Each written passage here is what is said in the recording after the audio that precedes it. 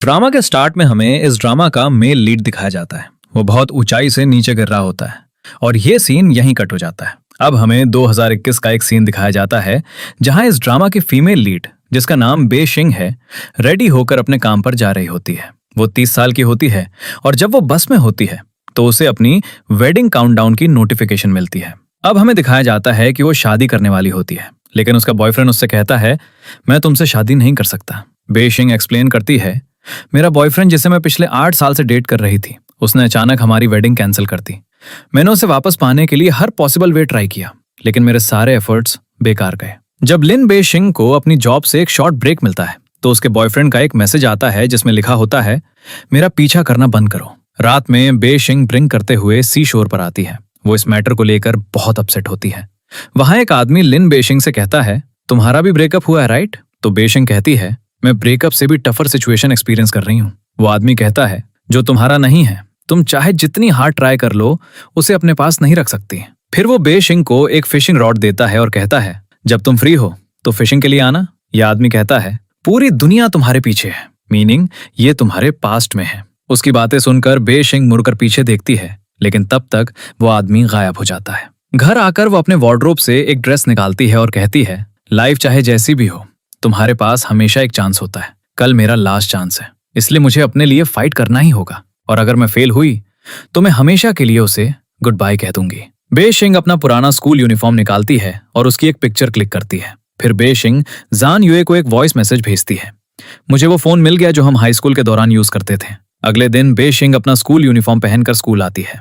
वो जान यूए का वेट करते हुए बैठती है और अपने बैग से अपना पुराना मोबाइल फोन निकालती है। अचानक उसके फोन से उसके पुराने मैसेजेस डिलीट होने लगते हैं। तभी बारिश शुरू हो जाती है और एक लड़का अम्ब्रेला पकड़े हुए बे शिंग के पास आता है। बे शिंग मुड़कर उसे देखती है और ये लड़का इस ड्रामा का मेन लीड जांग वान सेन होता है। बे शिंग दौड़कर जान यूए के पास जाती है और कहती है, मुझे पता था तुम डेफिनेटली आओगे, तुम्हारे दिल में अभी भी मेरे लिए फीलिंग्स है ना? ये सुनकर जान यूए वहां से चला जाता है। जब बे शिंग वापस जा रही होती है तो वो खुद से कहती है, अब मैं तुम्हें हमेशा के लिए गुड बाय कह रही हूँ। ये कहकर वो अपने पुराने फोन से जान यूए के मैसेजेस डिलीट करने लगती है। जैसे ही वो डिलीट करती है तभी कुछ चेंज होता है और वही लड़का जांग बे शिंग के पीछे बैठा होता है। जैसे ही बे शिंग की नजर उस पर पड़ती है, वो कहती है, अम्ब्रेला देने के लिए थैंक यू। तभी जांग भी उसी बस से उतरता है जो बे शिंग को जाते हुए देख रहा होता है। और अब हमें दिखाया जाता है कि वहां एक बिलबोर्ड पर 2010 लिखा होता है, मीनिंग बे शिंग टाइम ट्रेवल करके पास्ट में आ गई है। बे शिंग अपने घर वापस आती है। वो अपने रूम में आकर बेड पर लेट जाती है। अब यहाँ फोन बेल की आवाज सुनाई देने लगती है। जैसे ही बे शिंग अपनी आंखें खोलती है, वो वापस 2021 में आ चुकी होती है। बे शिंग को उसकी फ्रेंड हान तेंग का कॉल आता है। बे शिंग हान तेंग से पूछती है, तुम वापस कब आओगी? तो हान तेंग कहती है, मैं क्लास रियूनियन के बाद वापस जाऊंगी। ये सुनकर बे शिंग कंफ्यूज हो जाती है। वो तुरंत बाहर जाती है और अपने ब्रदर से पूछती है, वो अम्ब्रेला कहाँ है जो मैं वापस लाई थी? उसका ब्रदर कहता है, तुम अपने साथ कोई अम्ब्रेला नहीं लाई थी। उसका ब्रदर कहता है, आज सनी डे था तो तुम्हारे पास अम्ब्रेला कैसे हो सकता है? ये सुनकर बे शिंग को याद आता है कि जब वो बस से उतरी थी तो जैंग ने उसे अम्ब्रेला दिया था और जब वो घर आई थी तो उसने अम्ब्रेला यहीं रखा था। उसका ब्रदर उसके पास आता है और बे शिंग शॉक्ड होती है। वो सोचने लगती है, शायद मुझे भूख लगी है। उसका ब्रदर कहता है, मैं तुम्हारे लिए नूडल्स बना दूंगा, तुम मेरे शूज पॉलिश कर दो। तभी जान यूए वहां आता है और कहता है, ये तुम्हारा सामान है जो मेरे घर पर था। बे शिंग कहती है, तुमने मुझे ये सामान दोपहर में ही क्यों नहीं दे दिया? ये सुनकर जान यूए सरप्राइज हो जाता है। बे शिंग कहती है, क्या तुम सच में भूल गए, या तुम एक बिजी पर्सन हो, या बस प्रिटेंड कर रहे हो? जान यूए कहता है, मैं कभी भी तुम्हारे साथ स्कूल यूनिफॉर्म में पिक्चर्स नहीं लेना चाहता था। एनीवे, मैंने ग्रेजुएट होते ही अपना स्कूल यूनिफॉर्म फेंक दिया था। बे शिंग कहती है, डोंट वरी, मैं तुम्हें दोबारा बोदर नहीं करूंगी। अपने रूम में आने के बाद बे शिंग सोचने लगती है, जान यू ने कहा कि उसने अपना यूनिफॉर्म फेंक दिया, तो मेरी जो मीटिंग जान यूए के साथ हुई थी वो क्या थी? वो उसी ग्रुप पिक्चर को दोबारा देखने लगती है और खुद से पूछती है, क्या मैं जान यूए से 10 साल पहले मिली थी? क्या मैंने सच में पास्ट में टाइम ट्रैवल किया था? अब बे शिंग जल्दी से पुराना फोन उठाती है और मैसेजेस डिलीट करती है। वो सच में 2010 में वापस चली जाती है। वो अपने रूम से जान यूए की सारी पिक्चर्स हटा देती है और कहती है, मैं इस अपॉर्चुनिटी का यूज इस पर्सन को अपनी लाइफ से हमेशा के लिए रिमूव करने के लिए करूंगी। अगली सुबह बे शिंग के मॉम डैड उसे कॉलेज एंट्रेंस एग्जाम दिलाने ले जा रहे होते हैं। तो बे शिंग कहती है, मैं ये एग्जाम नहीं देना चाहती, मैं इसे पहले ही दे चुकी हूँ। लेकिन उसके मॉम डैड उसे जबरदस्ती एग्जाम देने भेज देते हैं। बे शिंग को कुछ नहीं आता, इसलिए एग्जाम के दौरान वो नॉनसेंसिकल चीजें कर रही होती है। इसके बाद वो बस स्टैंड पर बैठी होती है। तभी जैंग भी यहाँ आ जाता है। बेशेंग कहती है, नंबर 11 यहाँ आ गई है, चलो चलते हैं। जैंग कहता है, तुम्हें कैसे पता कि मैं भी नंबर 11 बस में ही जाने वाला हूँ? बेशेंग कहती है, हम पहले भी कुछ बार मिल चुके हैं, शायद तुम्हें याद ना हो लेकिन मुझे तुम अच्छे से याद हो। घर वापस आने के बाद बेशेंग सोचने लगती है कि अब वो वापस कैसे जाएगी। वो खुद से कहती है, मैंने 2010 का एक मैसेज डिलीट किया था, शायद इसीलिए मैं यहाँ आई। बेशेंग सोचती है, मैं इंटरनेट पर सर्च करती हूँ कि टाइम ट्रेवल कैसे एंड होता है। वो इंटरनेट पर सर्च करती है लेकिन 2G नेटवर्क के कारण कुछ भी काम नहीं कर रहा होता है। गुस्से में वो अपना फोन बेड पर फेंक देती है।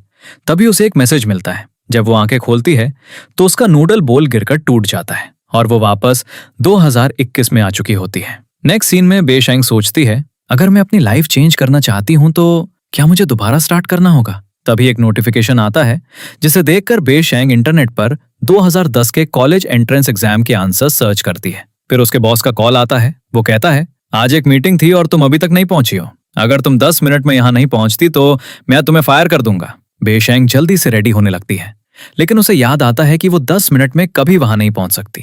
वो खुद से कहती है, एनीवे, मैंने सारे आंसर्स मेमोराइज कर लिए हैं, इसलिए यहाँ रुककर बॉस से इंसल्ट सहने से बेटर है पास में वापस जाना। बेशेंग पुराने फोन से एक मैसेज डिलीट करती है और दोबारा 2010 में लौट आती है। एग्जाम देने के बाद वो घर जाने के लिए बस में चढ़ने लगती है। जब बस चलने लगती है तो बेशेंग अपना बैलेंस प्रॉपरली मेंटेन नहीं कर पाती और गिरने लगती है, लेकिन जैंग उसे बचा लेता है। जब बेशेंग घर लौटती है तो उसे एक मैसेज मिलता है कि लाइट हाउस पर कुछ हुआ है। तभी उसके डैड का कॉल भी आने लगता है और इसके साथ ही वो 2021 में लौट आती है। नेक्स्ट सीन में बेशेंग सोचती है, इस बार मैं डेफिनेटली सक्सीड होंगी। जैसे ही वो मैसेज डिलीट करती है वो 2010 में उसी इवेंट में पहुंच जाती है जहां जैन यू उसका गिफ्ट लेने से मना कर रहा होता है। बेशेंग कहती है, मैं भी तुम्हें ये गिफ्ट नहीं देना चाहती। ये कहकर बेशेंग बॉक्स फेंक देती है। तभी एक वाटर बलून आकर बेशेंग को लगता है। वो गुस्से में पूछती है, ये किसने किया? फिर जैंग उसके पास माफी मांगते हुए आता है और कहता है, मैंने ये इंटेंशनली नहीं किया। फिर वो बस में वापस जा रही होती है और विश करती है, प्लीज इस बार मैं वापस ना जाऊं। तभी जैंग बेशेंग से कहता है, उस दिन जो भी हुआ मैंने इंटेंशनली नहीं किया था। तो बेशेंग कहती है, तुम्हें माफी मांगने की जरूरत नहीं है। जब बेशेंग घर पहुंचती है तभी उसे एक मैसेज आता है कि जैंग ने लाइट हाउस से जंप कर लिया है। जैसे ही बेशेंग ये मैसेज देखती है वो 2021 में वापस आ जाती है। वापस आने के बाद वो खुद से कहती है, मैं अब वापस क्यों आ गई? बेशेंग को याद आता है कि जब उसने पास में टाइम ट्रेवल किया था तो ब्रेकफास्ट के दौरान उसके मॉम डैड बात कर रहे थे कि कॉलेज एंट्रेंस एग्जाम के बाद एक लड़के ने लाइट हाउस से जंप कर लिया था। बेशेंग सोचती है, मुझे पता लगाना ही होगा कि ये सब क्या हो रहा है। वो दोबारा 2010 में वापस जाती है। तभी जैंग उसके पास आता है और उसका हाथ पकड़कर भागने लगता है क्योंकि कुछ लड़के जैंग का पीछा कर रहे होते हैं। बेशेंग अपना हाथ छुड़ाती है और पूछती है, तुम मुझे यहाँ क्यों लाए? जैंग कहता है, लेट हो गया है, मुझे घर जाना है, क्या मैं तुम्हें तुम्हारे घर ड्रॉप कर दूं? बेशेंग कहती है, मेरा घर पास ही है, मैं खुद चली जाऊंगी। अगले दिन बेशेंग इवेंट में आती है। वो जैंग के पास जाती है और पूछती है, तुम यहाँ क्या कर रहे हो? वो कहता है, मैं बोर हो रहा था इसलिए वॉक के लिए आ गया। बेशेंग कहती है, तुम यहाँ अकेले घूमकर बोर हो जाओगे, इसलिए मैं तुम्हारे साथ रहूंगी। दोनों एक मास्क स्टॉल से मास्क लेते हैं। अब सभी लोग वाटर फाइट शुरू कर देते हैं। जैंग बेशिंग के लिए वाटर बलून्स लाता है और बेशिंग भी गुस्से में एक वाटर बलून जान युए पर मार देती है। जान युए कहता है, तुम मुझे क्यों मार रही हो? ये सुनकर बेशिंग एक और बलून उस पर मारती है जिससे वो पानी में गिर जाता है। उसे गिरता देखकर वो जोर जोर से हंसने लगती है। जानिया गुस्से में बेशिंग से कहता है, तुम मुझे हर बार एम्बेरस करती हो। अब बेशिंग का मूड स्पॉइल हो जाता है और वो वहां से चली जाती है। जैंग आकर बेशिंग के बगल में बैठता है और पूछता है, तुम्हें क्या हुआ? वो कहती है, तुम्हें मेरी फिक्र करने की जरूरत नहीं है, तुम जाकर खेलो। जैंग बेशिंग को अपसेट देखकर उसे फेरिस व्हील के पास ले जाता है। तभी वहां फायरवर्क्स शुरू हो जाते हैं।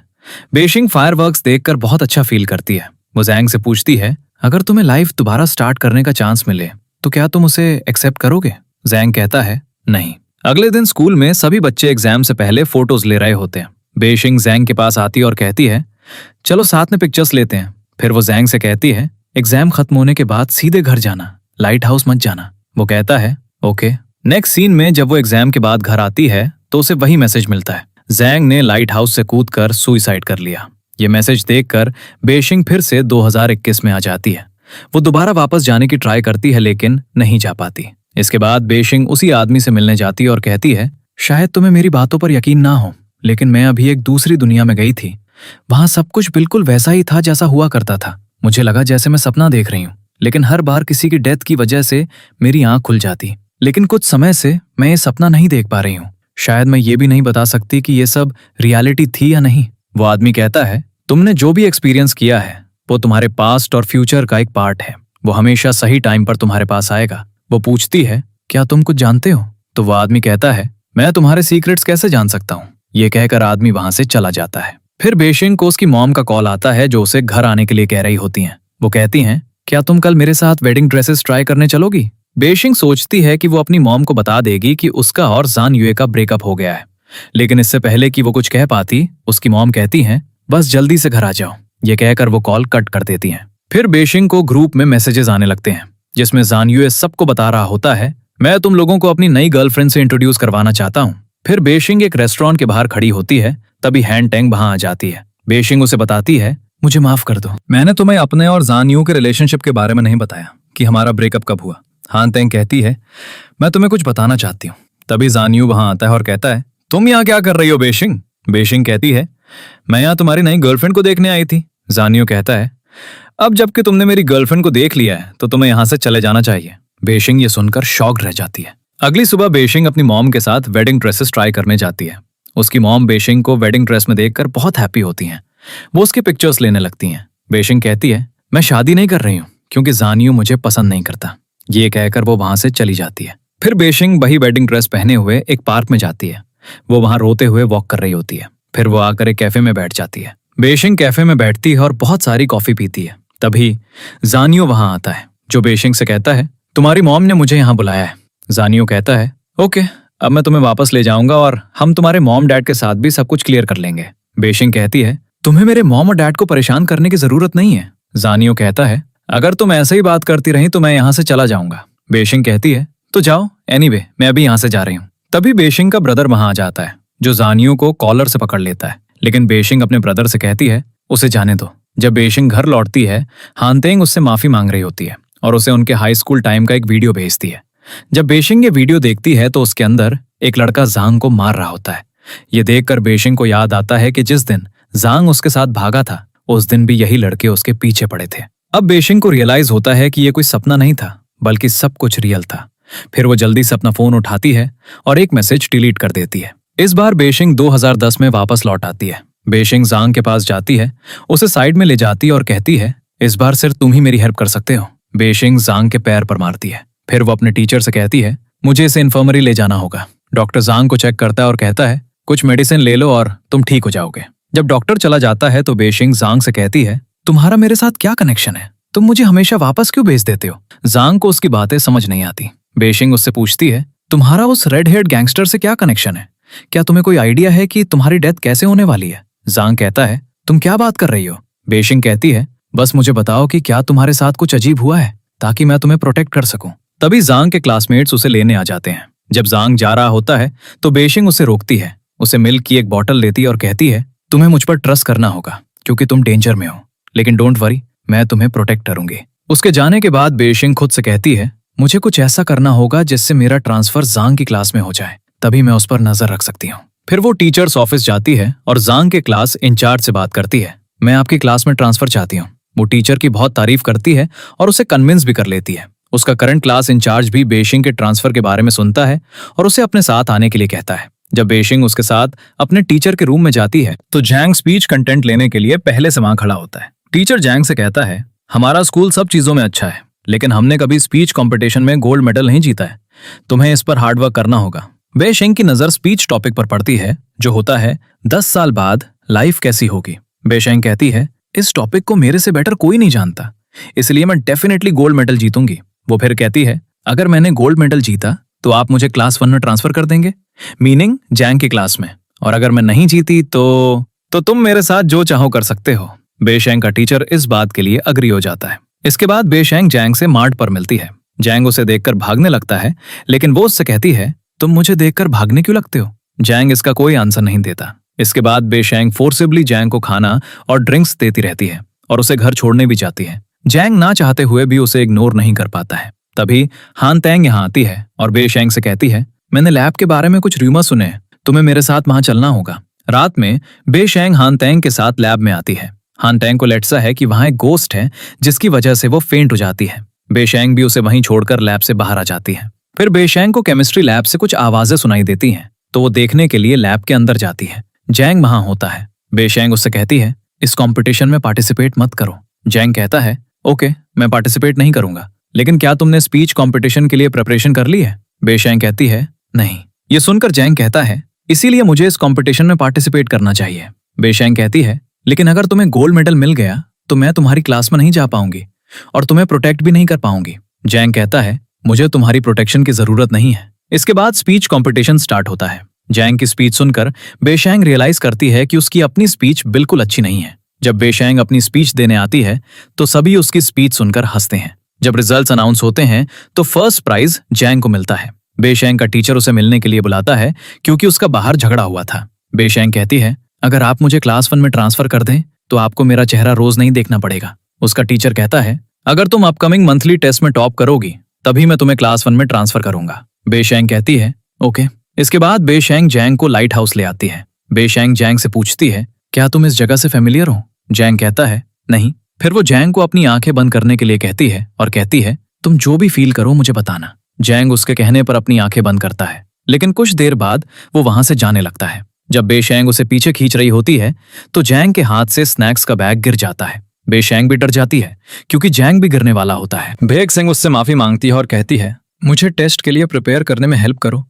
तुम एक जीनियस हो, सिर्फ टेस्ट टॉप करके ही मैं तुम्हारी क्लास में आ सकती हूँ। जैंग कहता है, हमें नीचे चलना चाहिए।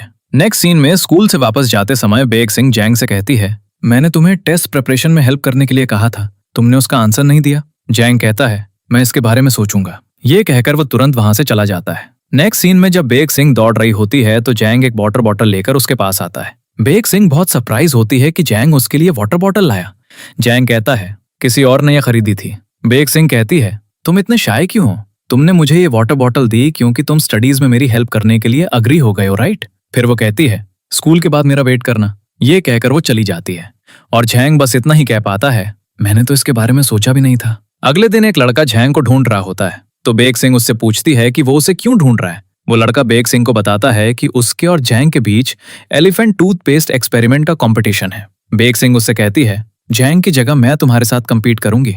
वो लड़का बेशेंग से कहता है, अगर मैं जीत गया तो तुम जैंग के साथ दोबारा कभी मैस नहीं करोगी। अब बेशेंग वरीड होती है क्योंकि ये एक्सपेरिमेंट करना उसे ईजी नहीं लग रहा होता है। उसकी फ्रेंड चैन कहता है, डोंट वरी, हम डेफिनेटली कोई ना कोई रास्ता निकाल लेंगे। फिर बेशेंग को याद आता है कि उस दिन लैब में उसने जैंग को एलिफेंट टूथपेस्ट एक्सपेरिमेंट करते हुए देखा था। बेशेंग चैन से कहती है, जैंग ये एक्सपेरिमेंट कर सकता है। ये कहकर वो जाने लगती है। तभी चैन उससे कहता है, तुम जो मेथड ट्राई कर रही हो वो जैंग पर काम नहीं कर रहा है, इसीलिए मेरे पास एक बहुत अच्छा प्लान है। अब जब जैंग क्लास में सो रहा होता है तो बेशेंग उसकी डेस्क के नीचे एक नॉवल रख देती है और उसे देखने के लिए बैठ जाती है। वो खुद से कहती है, वो हैंडसम है। तभी जब जैंग उठता है तो वो उसे यहाँ देखकर शॉक्ड हो जाता है और पूछता है, तुम यहाँ क्या कर रही हो?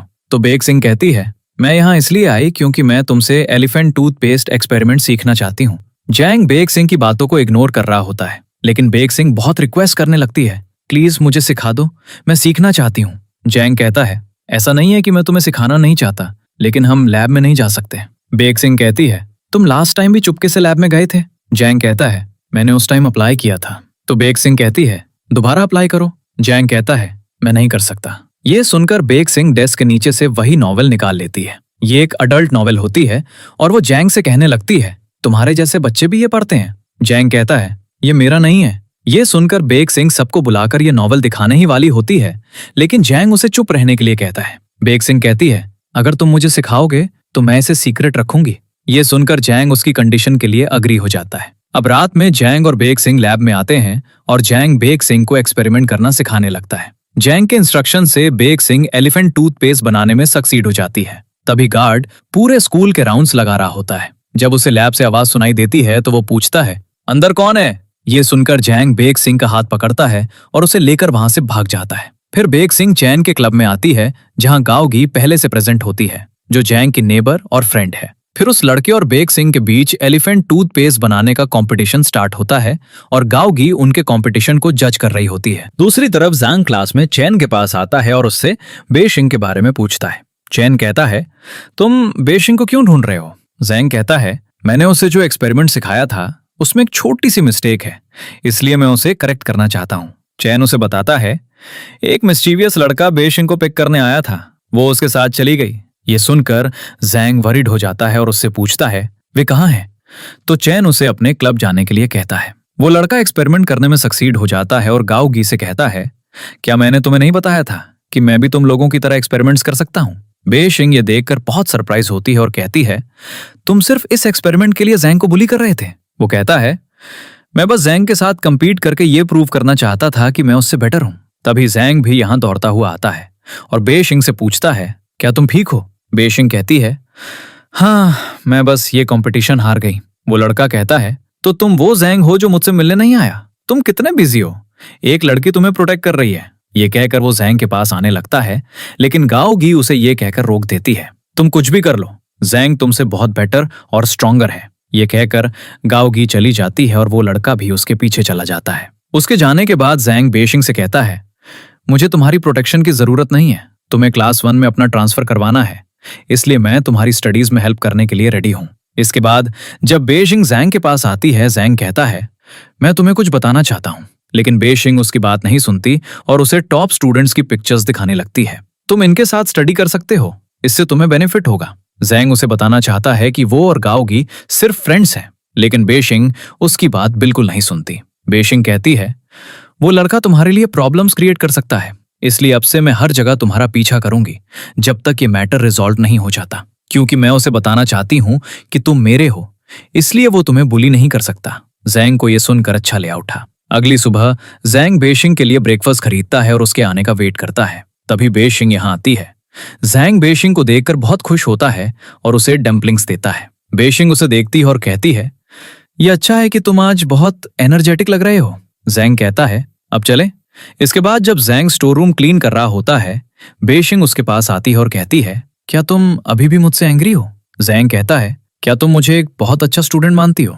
बेशिंग कहती है, हाँ तुम हमारे स्कूल के टॉप स्टूडेंट हो। जैंग कहता है, बेशिंग अगर तुम स्टडी नहीं करना चाहती तो मुझे दोबारा पढ़ाने के लिए मत कहना। ये कहकर जैंग चला जाता है। अब रात में जब जैंग बेशिंग के लिए स्टडी प्लान बनाने लगता है तो उसे रियलाइज होता है कि वो आज बेशिंग के साथ थोड़ा ज्यादा ही रट हो गया था। अगले दिन बेशिंग जैंग को बताती है, मैंने तुम्हारा बनाया हुआ स्टडी प्लान देखा। जैंग कहता है, तो तुम्हें पहले 3 चैप्टर्स रिवाइज करने चाहिए। लाइब्रेरी में आने के बाद जैंग को जैन यू का बेशिंग से बात करना अच्छा नहीं लगता, इसलिए वो बेशिंग से कहता है, आओ और मेरी सीट पर बैठो। जैंग जैन यू को सॉल्व करने के लिए जो क्वेश्चंस देता है वे उसे बहुत डिफिकल्ट लगते हैं। बीक सिंह के सारे आंसर्स करेक्ट होते हैं, इसलिए जैन उसे ये पेपर सॉल्व करने के लिए देता है। बीक सिंह इसे भी सॉल्व कर लेती है, जिसे देखकर जान यूई सरप्राइज होता है कि बी जिंग कब से स्टडीज में इतनी अच्छी हो गई। जान यूई से कहता है, तुम स्टडीज में हमारा मैच नहीं कर सकते तो तुम घर क्यों नहीं चले जाते। ये सुनकर जान यूई एंग्री हो जाता है। वो कहता है, तुम इंटेलिजेंट हो गए,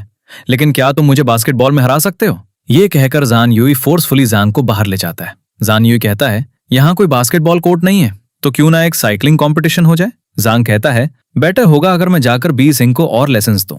जान यूई कहता है, मैं बी जिंग से पहले मिला था, इसलिए मैं उसे तुमसे बेटर जानता हूँ। जान कहता है, तुम इतने श्योर कैसे हो कि तुम उसे पहले से जानते हो। जान यूई कहता है, मैं तुमसे इस बारे में बात नहीं करता, तो क्यों ना हम साइकिल चलाएं। जांग कहता है, इसमें डिफिकल्ट क्या है। जांग साइकिल पर बैठता है, लेकिन अपना बैलेंस मेंटेन नहीं कर पाता, इसलिए वो नीचे गिर जाता है। तभी बी जिंग भी बाहर आ जाती है। वो जांग को उठने में हेल्प कर रही होती है। तभी जान यूई कहता है, अब इंजर्ड होने का प्रिटेंड मत करो, लेकिन बी जिंग गुस्से में कहती है, यहां से चले जाओ। ये कहकर बी जिंग जांग के साथ साइकिल पर चली जाती है। जाते समय बी जिंग कहती है, आज वेदर कितना अच्छा है, अगर तुम्हारे पैर में चोट नहीं लगी होती तो हम यहाँ वॉक कर सकते थे। जांग कहता है, मैं वॉक कर सकता हूँ। बी जिंग कहती है, नहीं, तुम्हें थोड़ा रेस्ट करना चाहिए। जांग को बी जिंग के साथ ऐसे टाइम स्पेंड करना बहुत अच्छा लग रहा होता है। फिर बी जिंग जांग को उसके घर ले जाती है। उसके घर में इतनी सारी बुक्स देखकर बी जिंग कहती है, क्या तुमने ये सारी बुक्स पढ़ी हैं? जांग कहता है, नहीं, ज्यादातर बुक्स मेरे मॉम डैड की हैं। बी जिंग उससे पूछती है, तुम्हारे मॉम डैड कहाँ हैं? जांग कहता है, जब मैं छोटा था तो मेरे मॉम डैड काम के लिए अफ्रीका चले गए थे। फिर बी जिंग जांग के वूंड पर मेडिसिन अप्लाई करती है। जब वो मेडिसिन बॉक्स वापस रखने जाती है तो उसकी नजर जांग की एक फोटो पर पड़ती है। उसे देखकर बी जिंग कहती है, तुम मिडिल स्कूल में बास्केटबॉल टीम के मेंबर थे? जांग कहता है, हाँ। बी जिंग ने अपने स्कूल का नाम मेंशन किया था। तो जांग कहता है, तुम्हें अभी भी मेरी स्कूल टीम का यूनिफॉर्म याद है? बी जिंग कहती है, हाँ, एक बार हमारे स्कूल का तुम्हारी बास्केटबॉल टीम के साथ मैच हुआ था और उस गेम के दौरान मुझे जान यूए से प्यार हो गया था। जांग कहता है, उस वजह से, क्योंकि वो बहुत अच्छा खेलता है। बीजिंग कहती है, नहीं, उसने मेरी लाइफ बचाई थी और वो मेरी जगह हर्ट हो गया था, लेकिन अब हम बस नॉर्मल क्लासमेट्स हैं। जांग बीजिंग को बताता है कि उसके और गाओ गी के बीच कुछ नहीं है। फिर जांग को याद आने लगता है कि उस मैच के दिन वो बीजिंग को एक ब्रेसलेट और लेटर देने गया था, लेकिन बीजिंग ने उससे रेस्टरूम के बारे में पूछा और वहां से चली गई। मीनिंग जांग बीजिंग को अपने मिडिल स्कूल टाइम से पसंद करता है। नेक्स्ट सीन में बेसिंग कुछ क्वेश्चन सॉल्व नहीं कर पा रही होती है, इसलिए वो जैंग को एक मैसेज भेजती है, मुझे तुम्हारी हेल्प चाहिए। उसी समय उसके विंडो पर कुछ टकराता है। जब बेसिंग बाहर देखती है तो जैंग वहां आ चुका होता है। बेसिंग जल्दी से नीचे आती है। वो जैंग से कहती है, तुम मेरा मैसेज देखकर इतनी जल्दी यहाँ आ गए। इससे पहले कि जैंग कोई आंसर दे पाता, बेसिंग की नजर उस गैंगस्टर लड़के पर पड़ती है। वो लड़का जैंग से कहता है, इससे पूछो। जैंग कहता है, मुझे क्या पूछने की जरूरत है? तो वो खुद ही बेसिंग से पूछने लगता है, क्या तुम जैंग की वजह से उसकी क्लास में जाना चाहती हो? बेसिंग कहती है, मैं इसलिए जाना चाहती हूँ ताकि मैं उसे हर टाइम प्रोटेक्ट कर सकूं। जैंग ये सुनकर खुश हो जाता है और वो लड़का भी यहाँ से चला जाता है। जैंग फिर बेसिंग से पूछता है, तुम मुझे प्रोटेक्ट क्यों करना चाहती हो? बेसिंग कहती है, मुझे अपनी एकेडमिक परफॉर्मेंस इंप्रूव करनी है और सिर्फ तुम ही मेरी हेल्प करने को विलिंग हो, इसीलिए मुझे तुम्हें प्रोटेक्ट करना है। जैंग ये सुनकर मुस्कुराने लगता है। इसके बाद जैंग बेसिंग को डेली क्लासेस देने लगता है। अब मंथली एग्जाम के बाद सभी स्टूडेंट्स अपने रिजल्ट्स देखने के लिए खड़े होते हैं। जैंग हमेशा की तरफ फर्स्ट आता है और बाइजिंग भी टॉप 50 स्टूडेंट्स में आती है। वो ये देखकर बहुत खुश हो जाती है और जैंग उससे कहता है, अब मैं तुमसे क्लास 1 में मिलूंगा। इसके बाद बेसिंग जैंग की क्लास में आती है। टीचर बेसिंग को उसकी सीट पर बैठने के लिए कहता है, लेकिन बेसिंग को क्लास में लास्ट सीट मिलती है। ये देखकर गाओगी समझ जाती है कि जैंग चाहता है कि वो उसके साथ बैठे, तो गाओगी टीचर से पूछती है और लास्ट सीट पर जाकर बैठ जाती है और बेसिंग आकर जैंग के साथ बैठती है। रात में बेसिंग जैंग को सपोर्ट करने के लिए एक बैनर पेंट कर रही होती है। वो लिखती है, जैंग तुम बेस्ट हो। जैंग कहता है, ये करेक्ट है, लेकिन हैंडराइटिंग उतनी अच्छी नहीं है। बेसिंग कहती है, अब ज्यादा ग्रीडी मत बनो।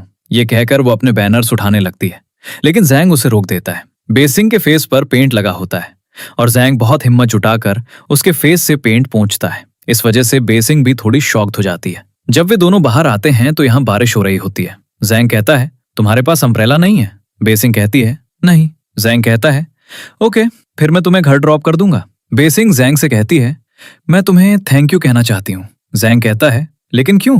बेसिंग कहती है, तुमने मुझे रियलाइज कराया कि लाइफ कितनी ग्रेट हो सकती है। जैंग को यह सुनकर अच्छा लगता है। सुबह जब बेसिंग स्कूल आती है तो वो देखती है कि उसका बैनर बाहर पड़ा है और बारिश की वजह से सारा पेंट फैल गया है। बेसिंग कहती है, नहीं, मुझे आज एक नया बैनर बनाना होगा। फिर बाइसिंग बैनर के लिए चीजें ढूंढने स्टोर रूम में आती है। हान तेंग वहां उससे बात करने आती है, लेकिन बाइसिंग कहती है, मैं तुमसे बिल्कुल बात नहीं करना चाहती। एनीवे, मैं जल्दी से बैनर बनाकर गेम देखना चाहती हूँ। जब बेसिंग चीजें ढूंढने में बिजी हो जाती है तो हान तेंग उसे स्टोर रूम में लॉक कर देती है और कहती है, अब यहाँ से मैच देखो। दूसरी तरफ गेम स्टार्ट हो गया है। जैन यू जैंग से कहता है, आज तुम हारने वाले हो। तभी बेसिंग विंडो खोलती है और जैंग के लिए चीयर करने लगती है। जैंग बेसिंग को यहाँ देखकर हंसने लगता है, लेकिन ऐसा करते हुए बेसिंग ऊपर आने के लिए जिन स्टूल्स का यूज करती है वे नीचे गिर जाते हैं और बेसिंग इस हाइट पर लटक जाती है। जैसे ही जैंग की नजर बेसिंग पर पड़ती है वो तुरंत गेम छोड़ देता है और उसे बचाने दौड़ता है। जैंग जल्दी से स्टोर रूम में आता है और बेसिंग को नीचे उतारता है। बेसिंग छंग को बहुत ध्यान से देख रही होती है और अब एक फ्लैशबैक दिखाया जाता है। जब वे दोनों मिडिल स्कूल में थे, किचन में आग लग गई थी और बेक्शिंग भी वहां फंस गई थी। कुछ देर बाद छांग बेक्शिंग को बचाने वहां पहुंचता है, लेकिन क्योंकि बहुत टाइम लग गया था बेक्शिंग फेंट हो जाती है, इसलिए वो छांग का फेस नहीं देख पाती। और जब बेक्शिंग को होश आता है तो छान युए उसके सामने होता है, इसीलिए बेक्शिंग को लगता है कि छान युए ने उसकी जान बचाई थी। प्रेजेंट में छांग बेक्शिंग को डॉक्टर के पास ले जाता है। छांग बेक्शिंग से पूछता है, क्या तुम डर गई थी? बेक्शिंग कहती है, नहीं, लेकिन मेरी वजह से तुम कंपटीशन में पार्टिसिपेट नहीं कर पाए। छांग कहता है, उससे कोई फर्क नहीं पड़ता। तभी जान यू भी यहाँ आ जाता है, जो बेक्शिंग को लेकर काफी वरीड लगता है।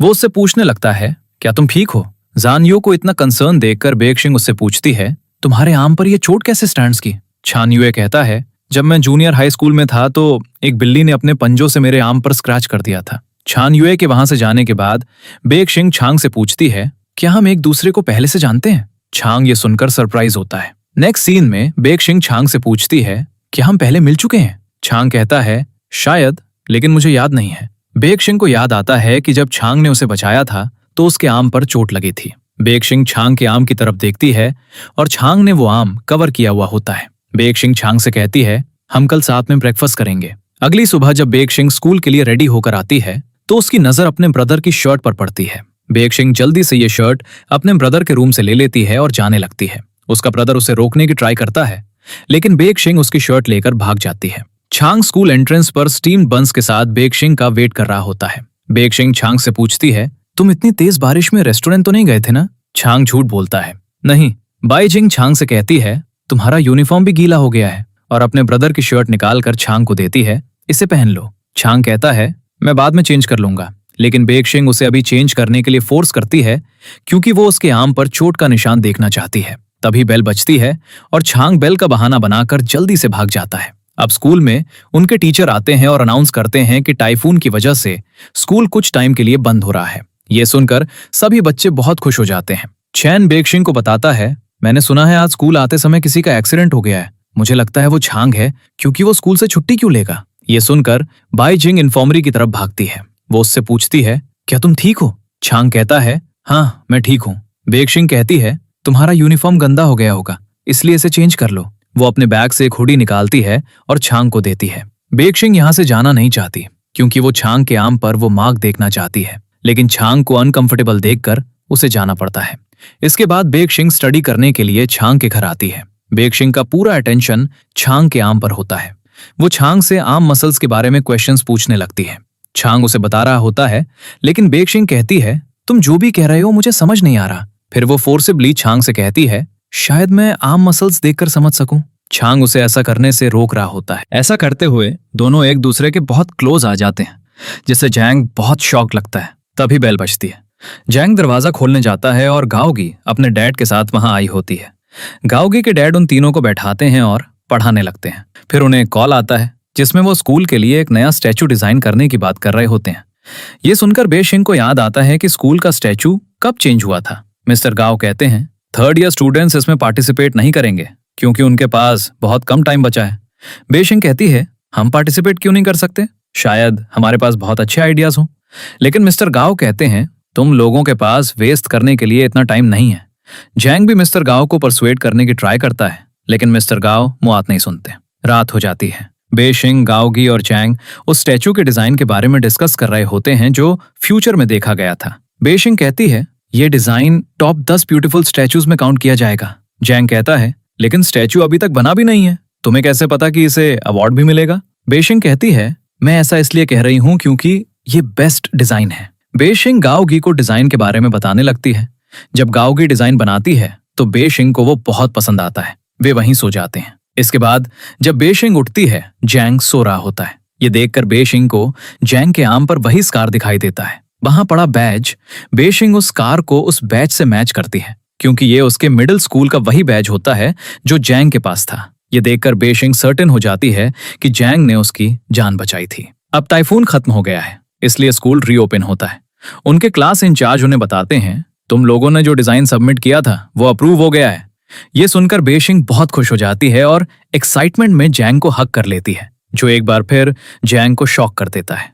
जब बेइक्शिंग रियलाइज करती है तो वो तुरंत वहां से चली जाती है। इसके बाद वे सभी चैन का सीक्रेट क्लब क्लीन करने आते हैं, जो टाइफून की वजह से काफी डिलैपिडेटेड हो चुका हिरने वाली है। लेकिन वो जल्दी से बेइक्शिंग को साइड कर देता है। ये सब इतनी अचानक होता है कि बेइक्शिंग शॉक्ड रह जाती है। बेइक्शिंग को याद आने लगता है कि जैंग ने पास्ट में भी उसकी लाइफ बिल्कुल ऐसे ही बचाई थी। दोनों नर्वस लगते हैं। जैंग बेइक्शिंग से कहता है, मैं तुम्हारे लिए पानी लाऊंगा। बेइक्शिंग कहती है, मैं भी तुम्हारे साथ चलूंगी। दोनों जा रहे होते हैं, तभी बेइक्शिंग कहती है, थैंक्स, तुमने मुझे 3 बार बचाया। जैंग पूछता है, 3 बार? तो बेइक्शिंग कहती है, एक बार जूनियर हाई स्कूल में तुमने मेरी जान बचाई थी। जैंग कहता है, तुम इतनी श्योर कैसे हो कि मैंने तुम्हारी जान बचाई थी? बेइक्शिंग कहती है, मैंने तुम्हारे आर्म पर वो स्कार देखा। जैंग ये सुनकर मुस्कुराता है। बेइक्शिंग कहती है, तुम मेरे सेवियर हो, इसलिए तुम जो चाहोगे मैं तुम्हारी हेल्प करूंगी। जैंग कहता है, तुम क्या चाहती हो? बेइक्शिंग कहती है, मैं चाहती हूँ कि तुम सेफ रहो और तुम्हें कुछ ना हो। जंग कहता है, तुम्हें हमेशा ऐसा क्यों लगता है कि मेरे साथ कोई एक्सीडेंट होने वाला है? बेइक्शिंग कहती है, मेरे लिए अच्छे फ्रेंड्स बनाना इजी नहीं है, इसलिए मैं चाहती हूँ कि तुम सेफ रहो ताकि हम अपनी पूरी लाइफ साथ रह सकें। दूसरी तरफ बेइक्शिंग गैंगस्टर लड़के की शॉप पर जाती है और वहां शांग की स्कूल यूनिफॉर्म शर्ट देखती है जिस पर ब्लड लगा होता है। बेइक्शिंग ये शर्ट उठा लेती है और तभी एक लड़का आता है जो बेइक्शिंग से कहता है, तुम क्या चुरा रही हो? बेइक्शिंग कहती है, मैं कुछ नहीं चुरा रही हूँ। ये कहकर वो जाने लगती है। लेकिन ये लड़का बेशिंग को रोक लेता है। जान यूए कहता है वो मेरी फ्रेंड है। ये कहकर वो उसे मारने लगता है। वो लड़का भी जान यूए को मारने लगता है। तभी बेशिंग देखती है कि उसके बाकी फ्रेंड्स भी आ गए हैं, तो बेशिंग जान यूए को लेकर वहां से भागने लगती है। बेशिंग पूछती है तुम यहाँ क्या कर रहे थे? तो जान यूए कहता है मैं बस स्कूल के बाद यहाँ से गुजर रहा था। जब वे दोनों वहां से बाहर आते हैं तो बेशिंग आज के लिए जान यूए को थैंक यू कहती है और कहती है मैं तुम्हें आज तक पसंद करती थी, क्योंकि तुम्हारे आर्म पर लगे स्कार ने मुझे ये सोचने पर मजबूर कर दिया था कि तुमने जूनियर हाई स्कूल में बास्केटबॉल गेम के दौरान मेरी लाइफ बचाई थी। जान यूए कहता है ये मैं भी तो हो सकता हूँ। तो बेशिंग कहती है नहीं, वो जान था। जान यूए कहता है मुझे पता है तुम मुझे पसंद करती हो। बेशिंग कहती है वो बस एक मिसअंडरस्टैंडिंग थी, तुम मेरे लिए एक ऑब्सेशन बन गए थे। एक्चुअली तुम भी मेरी केयर नहीं करते। जान यूए को ये सुनकर अच्छा नहीं लगता और वो कहता है तुम्हें कैसे पेटर्न की मैं तुम्हारी केयर नहीं करता। बेशिंग कहती है तुम्हें ये अभी समझ नहीं आएगा, लेकिन कुछ सालों बाद तुम्हें ये समझ आ जाएगा। ये कहकर वो वहां से चली जाती है। अगले दिन बेशिंग जांग से पूछती है तुम उस गैंगस्टर लड़के के बारे में क्या सोचते हो? जांग कहता है उसने हमसे पहले प्रैक्टिकल लाइफ में एंट्री की, लेकिन वो काफी लॉयल और अच्छा इंसान है। बेशिंग कहती है उसने टाइफून के दिन तुम्हें मारा था ना? जांग कहता है मुझे पता है तुम उसके बारे में अच्छा नहीं सोचती, लेकिन तुम उसे बुरा लड़का नहीं कह सकती। वो हमारा फ्रेंड भी बन सकता है। घर पर जांग उसी हेयर बैंड को देख रहा होता है जो वो जूनियर हाई स्कूल में बेशिंग को देना चाहता था। जांग सोच रहा होता है कि बेशिंग उसकी फ्रेंड ही रहना चाहती है। तभी गैंगस्टर लड़का मैजी जांग के घर आता है और कहता है तुमने खुद कहा था कि अगर मैं बोर हो जाऊं तो मैं तुम्हारे घर आकर खेल सकता हूं। मैजी की नजर उस हेयर बैंड पर पड़ती है, जिसे देखकर वो पूछता है क्या ये बेशिंग से रिलेटेड है? जांग हेयर बैंड वापस लेते हुए कहता है नहीं। जांग सभी फ्रेंड्स को आउटिंग रिजॉर्ट चलने के लिए कहता है। बेशिंग जांग से पूछती है तुम अचानक कैंपिंग पर क्यों जाना चाहते हो? तभी जांग को मैजी का कॉल आता है और बेशिंग उसका फोन लेकर कॉल अटेंड कर लेती है। मैजी कैंपिंग के बारे में ही पूछ रहा होता है। मैजी वो हेयर बैंड अपने साथ लाया होता है। तभी बाईजी मैजी के पास आती है और उससे कहने लगती है जांग से दूर रहो, तुम्हें उसका फ्यूचर रुइन करने की जरूरत नहीं है। मैजी कहता है मैंने ऐसा क्या किया है जो तुम मुझसे ये कह रही हो? बेशिंग जांग की वही टी शर्ट मैजी को दिखाने लगती है। फिर मैजी को याद आता है कि जब वो अपने बाल डाई करवाने गया था तो जांग उसके पास आया था और गलती से उसका रेड कलर जांग की शर्ट पर गिर गया था। वो उस शर्ट को वॉश करने के लिए लाया था। ये सुनकर मैजी हर्ट होता है और कहता है हाँ, मैं उसकी फ्रेंडशिप डिजर्व नहीं करता और शर्ट पर यह ब्लड है। एक्चुअली मैं शुरू से ही जांग को मारना चाहता था। ये कहकर मैजी जाने लगता है। तभी वो हेयर बैंड उसकी पॉकेट से नीचे गिर जाता है, जिसे देखकर बेशिंग को याद आता है कि जब उसकी मॉम ने शांग के लाइट हाउस से गिरने की न्यूज बताई थी तो उन्होंने ये भी बताया था कि उसके सामान में एक पिंक रैबिट हेयर बैंड मिला था। ये याद करके बेशिंग खुद से कहती है मैजी ही किलर है। तभी मैजी की गैंग से लड़ने के लिए एक और गैंग आ जाती है। उसकी बैग देखकर बेशिंग को वही वीडियो याद आता है जहां रेड हेयर वाला कोई इंसान शांग को मार रहा होता है। ये सब देखकर बेशिंग बहुत डर जाती है और वहां पुलिस को बुला लेती है और पुलिस मैजी और बाकी सबको पकड़कर ले जाती है। अब चाइनीज न्यू ईयर की छुट्टियां हैं, जिस दौरान शांग और बेशिंग कैंपिंग साइट पर आते हैं। बेशिंग शांग को हैप्पी न्यू ईयर विश करती है, लेकिन शांग रिप्लाई नहीं करता। तो बेशिंग कहती है क्या तुम मुझे हैप्पी न्यू ईयर विश नहीं करोगे? वो कहता है मैं तुम्हारे लिए हैप्पीनेस विश करता हूँ। बेशिंग कहती है क्या तुम बस इतना ही कहोगे? शांग कहता है हैप्पी रहना भी आसान नहीं है। अब जब ये चारों डिनर कर रहे होते हैं तो गाओगी उनके कपड़ों की तरफ पॉइंट करते हुए कहती है क्या तुम लोगों ने इंटेंशनली मैचिंग कलर्स पहने हैं? दोनों में से कोई इसका आंसर नहीं देता। तो गाओगी शांग से कहती है क्या तुम कुछ नहीं कहोगे? शांग कहता है पर्पल कलर अच्छा है। गाओगी कहती है तुम बहुत दम हो और वो बेशिंग को अपने साथ ले जाती है। साइड में आकर गाओगी बेशिंग से पूछती है तुम शांग के बारे में क्या सोचती हो? वो कहती है हम बस फ्रेंड्स हैं। गाओगी कहती है शांग हमारे स्कूल का टॉप स्टूडेंट है, इसके बावजूद वो सिर्फ तुम्हारी स्टडीज में हेल्प करता है। क्या तुम्हें सच में लगता है कि तुम दोनों बस फ्रेंड्स हो? ये सुनकर बेशिंग शांग की तरफ देखने लगती है। शांग को एक अननोन नंबर से मैसेज मिलता है मैजी ने मुझे रैबिट हेयर बैंड तुम्हारे दरवाजे पर छोड़ने के लिए कहा था, क्या तुम्हें ये मिल गया? ये मैसेज पढ़कर शांग को याद आता है कि मैजी ने क्या कहा था। अगर तुम उसे बता नहीं सकते तो उससे पूछो कि वो कैसा फील करती है। शांग बेशिंग से पूछता है क्या तुम मुझे पसंद करती हो? इससे पहले कि बेशिंग आंसर दे पाती, गाओगी और चेन उन दोनों को फायरवर्क्स के लिए बुला लेते हैं। अब जब वे फायरवर्क्स के लिए साथ खड़े होते हैं तो बेशिंग शांग के हाथ में वही हेयर बैंड देखती है। वो शांग से पूछती है तुम्हें ये हेयर बैंड कहाँ से मिला? शांग कहता है ये किसी के लिए गिफ्ट है। बेशिंग पूछती है वो कौन है? शांग कहता है कोई ऐसा जो मेरे लिए बहुत इंपॉर्टेंट है। इसके बाद शांग घर आता है और आज उसके डैड भी वापस आ चुके होते हैं। वो शांग को बताने लगते हैं तुम्हारी मॉम की रिसर्च खत्म नहीं हुई है, इसलिए उन्हें वापस आने में थोड़ा टाइम लगेगा। घर आकर बेशिंग सोचने लगती है, क्या इस हेयर बैंड का शांग की डेथ से कोई कनेक्शन है? मुझे जल्दी से पता लगाना होगा कि ये स्टोरी क्या है। अगली सुबह बेशिंग शांग से मिलने उसके घर आती है। शांग के डैड दरवाजा खोलते हैं। उन्हें देखकर बेशिंग कहती है, शायद मैं गलत जगह आ गई हूँ। शांग के डैड कहते हैं, नहीं, तुम सही जगह आई हो। शांग के डैड बताने लगते हैं, जब वो छोटा था तो वो एक लड़की जैसा दिखता था, इसलिए उसकी मॉम अक्सर उसके लिए हेयर बैंड खरीदती थी। शांग अपने डैड को चुप रहने के लिए कह रहा होता है। जैसे ही बेशिंग हेयर बैंड का नाम सुनती है, वो शांग के डैड से पूछती है, क्या शांग की मॉम बचपन में उसके लिए अक्सर हेयर बैंड खरीदती थी? शांग के डैड कहते हैं, हाँ, और वो भी कई कलर्स के। ये सुनकर बेशिंग कहती है, ये हेयर बैंड शांग को उसकी मॉम ने ही दिया होगा। अब शांग के डैड को एक कॉल आता है। कॉल सुनने के बाद वो यहाँ से चले जाते हैं। तभी शांग की नजर बबल गम पर पड़ती है। झांग उससे पूछता है, तुम ये क्यों लाई? बेशिंग कहती है, मैंने सोचा तुम हॉलीडेज के दौरान बोर हो जाओगे, तो क्यों ना हम इसके साथ एंजॉय करें। बेशिंग इसे यूज करने लगती है। तभी शांग कहता है, मैं इसे तुम्हारे लिए बेटर बना दूंगा। अब शांग एक रोप का यूज करके बेशिंग के लिए एक बबल पैटर्न बनाता है, जिसकी हेल्प से वे एक साथ ज्यादा बबल्स बना सकते हैं। दोनों इस तरह बहुत एंजॉय करते हैं। इसके बाद बेशिंग फोर्सिबली झांग को अपने घर ले जाती है। झांग बेजिंग के मॉम डैड के साथ बैठकर खाना खा रहा होता है। श्रिम्प्स थोड़े सॉल्टी हो गए होते हैं, जिसकी वजह से बेजिंग की मॉम और डैड के बीच फिर से आर्ग्यूमेंट शुरू हो जाता है। देयरफॉर बेजिंग झांग को अपने रूम में ले जाती है। फिर बेजिंग झांग को अपनी चाइल्डहुड फोटोज दिखाने लगती है। फ्लैशबैक में दिखाया जाता है कि एक बच्चा रो रहा होता है, लेकिन देखने में एक लड़की जैसा लगता है, और बेजिंग के कपड़े एक लड़के जैसे होते हैं। छोटी बेजिंग झांग से कहती है, रो मत, मैं तुम्हें एनिमल्स दिखाने एक जगह ले जाऊंगी। झांग ये सुनकर मुस्कुराने लगता है। प्रेजेंट में बेजिंग कहती है, बचपन में मैं बिल्कुल एक लड़के जैसी दिखती थी। फिर ये दोनों वॉक के लिए आते हैं और कहती है, उनकी फैमिली रुइन मत करो। झांग के डैड को एक लेडी के साथ देखकर बेजिंग उनकी तरफ जाती है, लेकिन झांग भी वहीं होता है। वो लेडी झांग से कहती है, मैं तुम्हें सरप्राइज देना चाहती थी, क्या तुम अचानक मुझे ऐसे देखकर हैप्पी हो? झांग कहता है, हाँ। झांग की मॉम बेजिंग को एक न्यू ईयर गिफ्ट देती हैं, जो एक स्टफ्ड एनिमल होता है, और कहती हैं, तुम्हें स्टफ्ड एनिमल्स हमेशा से बहुत पसंद है, राइट? झांग बेजिंग के सामने एम्बैरस फील करता है। वापस आने के बाद झांग की मॉम उसे एक एप्लीकेशन फॉर्म देती हैं। झांग पूछता है, ये क्या है? झांग की मॉम कहती हैं, ये हमारी एसोसिएशन का एप्लीकेशन फॉर्म है, इसे फिल करने के बाद तुम ट्रेनिंग के लिए जा सकते हो। झांग कहता है, लेकिन फिर कॉलेज एंट्रेंस एग्जाम का क्या? झांग की मॉम कहती हैं, तुम्हारे डैड और मैंने सोचा कि तुम्हारा ड्रीम फुलफिल करना ज्यादा इंपॉर्टेंट है। अगले दिन स्कूल में गाओगी के डैड झांग को बता रहे होते हैं, मुझे तुम्हारी मॉम का कॉल आया था, तुम्हारे ग्रेड्स बहुत अच्छे हैं, इसलिए मुझे लगता है कि तुम्हें एग्जाम देने के बाद स्टडी करने के लिए अब्रॉड जाना चाहिए। बेजिंग भी ये सब सुन लेती है। क्लास में आकर झांग बेजिंग से पूछता है, वेटरिनरी डॉक्टर बनने के लिए अब्रॉड जाने के बारे में तुम क्या सोचती हो? ये सुनकर बेजिंग को याद आता है कि कल जब झांग ने कहा था, मुझे स्टफ टॉयज पसंद नहीं है, तो उसकी मॉम ने रिप्लाई में कहा था, अगर मैं कहती हूं कि तुम्हें यह पसंद है तो तुम्हें यह पसंद है। बेजिंग कहती है, ये जॉब बहुत टायरिंग है, इसलिए तुम्हें कॉलेज एंट्रेंस एग्जाम के लिए प्रिपेयर करना चाहिए।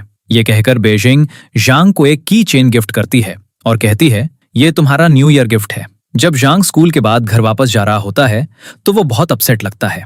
घर आकर जब झांग एप्लीकेशन फॉर्म फिल कर रहा होता है तो उसे बचपन में एक बिल्ली को बचाना याद आता है। फिर बेजिंग ने उससे कहा था, तुम बहुत टैलेंटेड हो, तुम बड़े होकर एक वेटरनरी डॉक्टर बन सकते हो। ज़ैंग कहता है, मैं वेटरनरी डॉक्टर बनना चाहता हूँ, लेकिन अगर मैं किसी को बताऊंगा तो लोग मुझ पर हंसेंगे।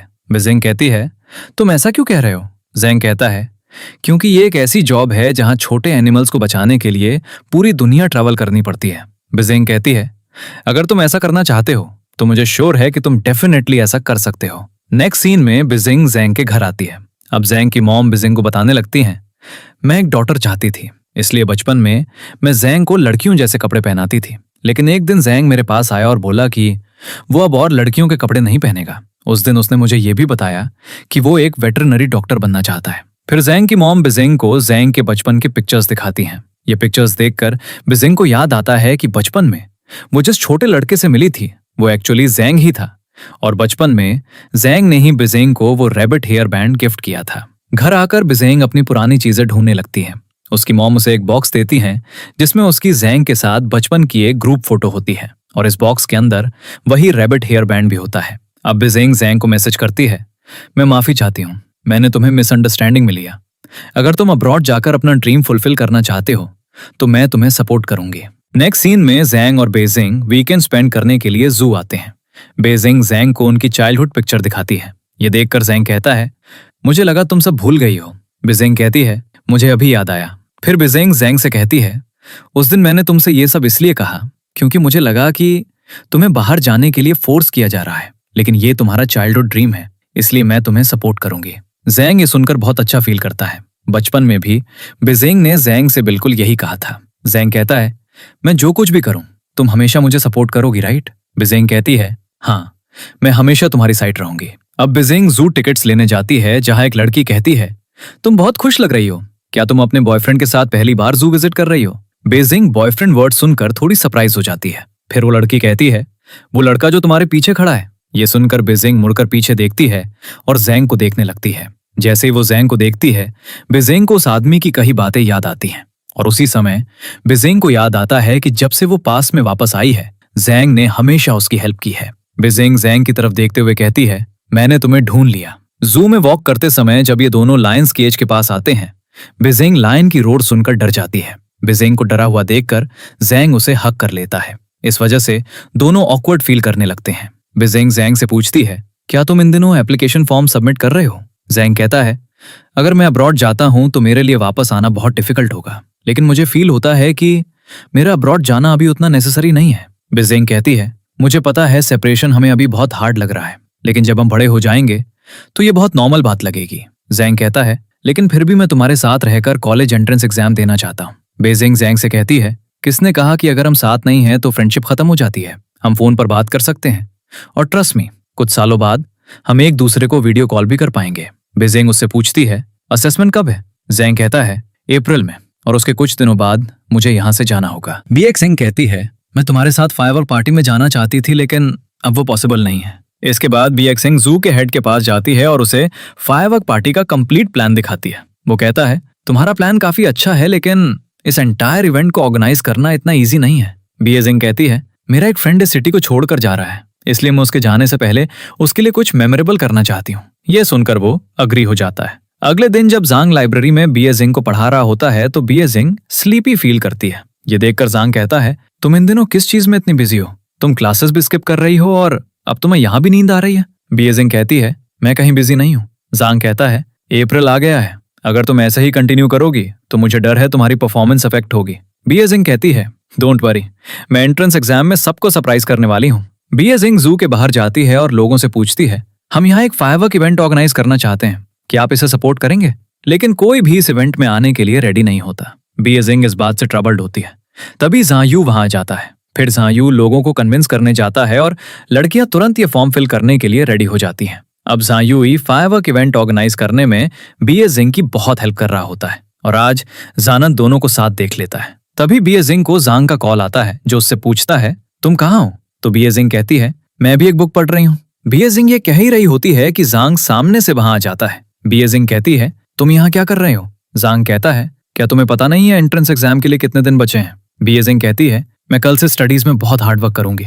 जांग बेजिंग को वहां से दूर ले जाने लगता है, लेकिन जांग उसे रोकते हुए कहता है, तुम उसे फोर्स क्यों कर रहे हो? उसे जो करना है करने दो। बेजिंग भी बस इतना ही कहती है, मैं आज यहीं रुकना चाहती हूँ। जांग को ये सुनकर अच्छा नहीं लगता और जांग की तरफ देखते हुए कहता है, तुम सिर्फ उसके लिए मुझसे झूठ बोल रही थी। ये कहकर जांग जाने लगता है तो बेजिंग कहती है, ऐसा नहीं है, मैं चाहती हूँ कि तुम जाने से पहले एक फायरवर्क्स इवेंट एंजॉय करो। जांग ये सुनकर बहुत सरप्राइज होता है। अगले दिन स्कूल में बेजिंग जांग से बात नहीं करती, जो चेन नोटिस कर लेता है। इसके बाद रात में चेन जांग को अपने साथ सी शोर पर लाता है। बेजिंग पहले से ही यहाँ प्रेजेंट होती है। जांग कहने लगता है, ये सीन किसी भी फायरवर्क्स पार्टी से ज्यादा ब्यूटीफुल है। जांग कहता है, मैं उस दिन थोड़ा ज्यादा इमोशनल हो गया था, इसलिए मुझे वो सब नहीं कहना चाहिए था। बेजिंग कहती है, मुझे पता है तुम मेरी वजह से वरीड थे, मुझे भी ये सब तुमसे नहीं छुपाना चाहिए था, लेकिन अब मुझे डर है कि मैं तुम्हें फायरवर्क्स पार्टी नहीं दिखा पाऊंगी। जांग कहता है, उससे कोई फर्क नहीं पड़ता। अब जब ये दोनों यहाँ बैठते हैं तो जांग बेजिंग को बताता है, मेरा असेसमेंट अब जून में है,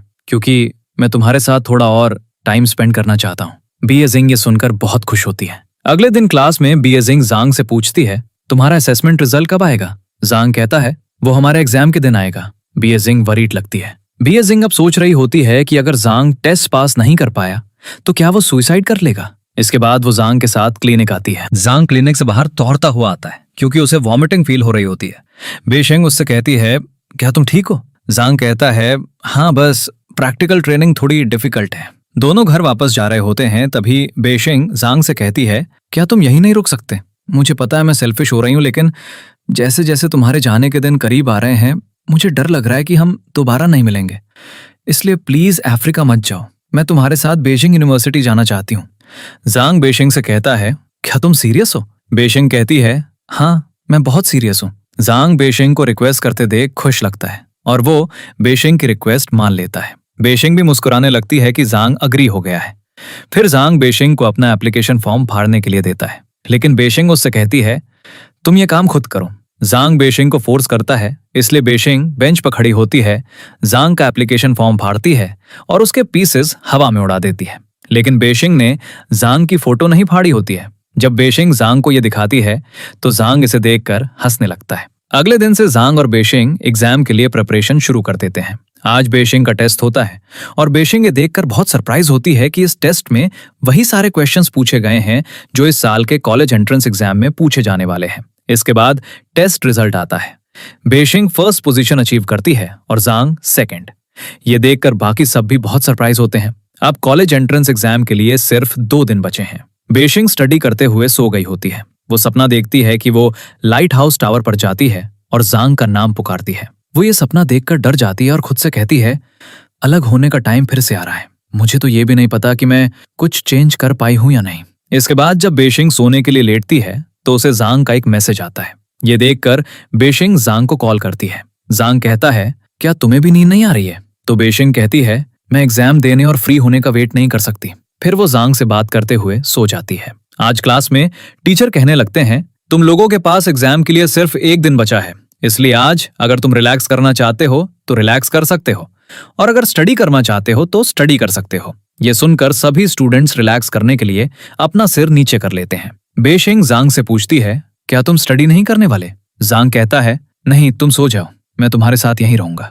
अब वे दोनों वहीं सो जाते हैं। फिर बेशिंग जांग के घर आती है। बेशिंग कहती है, अब मैं वापस जा रही हूँ। तब जांग कहता है, तुम मेरे घर रुक सकती हो। बेशिंग ये सुनकर सरप्राइज हो जाती है। तो जांग कहता है, मेरा मतलब है तुम मेरे मॉम डैड के रूम में सो सकती हो और अगर तुम्हें नींद नहीं आती तो मैं तुमसे बात करूंगा। जांग ये कहते हुए थोड़ा एम्बैरस फील करता है। बेशिंग कहती है, मुझे घर वापस जाना चाहिए। फिर जांग बेशिंग का हाथ पकड़ता है और कहता है, मैं तुम्हें घर ड्रॉप करूंगा। अगले दिन स्कूल में जांग बेशिंग से मिलता है। जांग बेशिंग से पूछता है, तुम इन दिनों किस बात को लेकर वरीड हो? बेशिंग कहती है, मैं कुछ टाइम से एक सपना देख रही हूँ। इस सपने में मैं लाइट हाउस टावर पर जाती हूँ और तुम अचानक लाइट हाउस से गायब हो जाते हो। ये सुनकर जांग बेशिंग को लाइट हाउस ले जाता है। जांग बेशिंग से कहता है, मुझे नहीं पता क्यों जब भी मैं इस टावर पर आता हूँ मेरा मूड बहुत अच्छा हो जाता है। फिर वो बेशिंग से कहता है, अपनी आंखें बंद करो। अब दोनों कुछ देर के लिए अपनी आंखें बंद करते हैं और हवा को फील करने लगते हैं। जांग कहता है, फ्यूचर में जो भी होने वाला है हमें उसका आंसर जल्दी ही मिल जाएगा,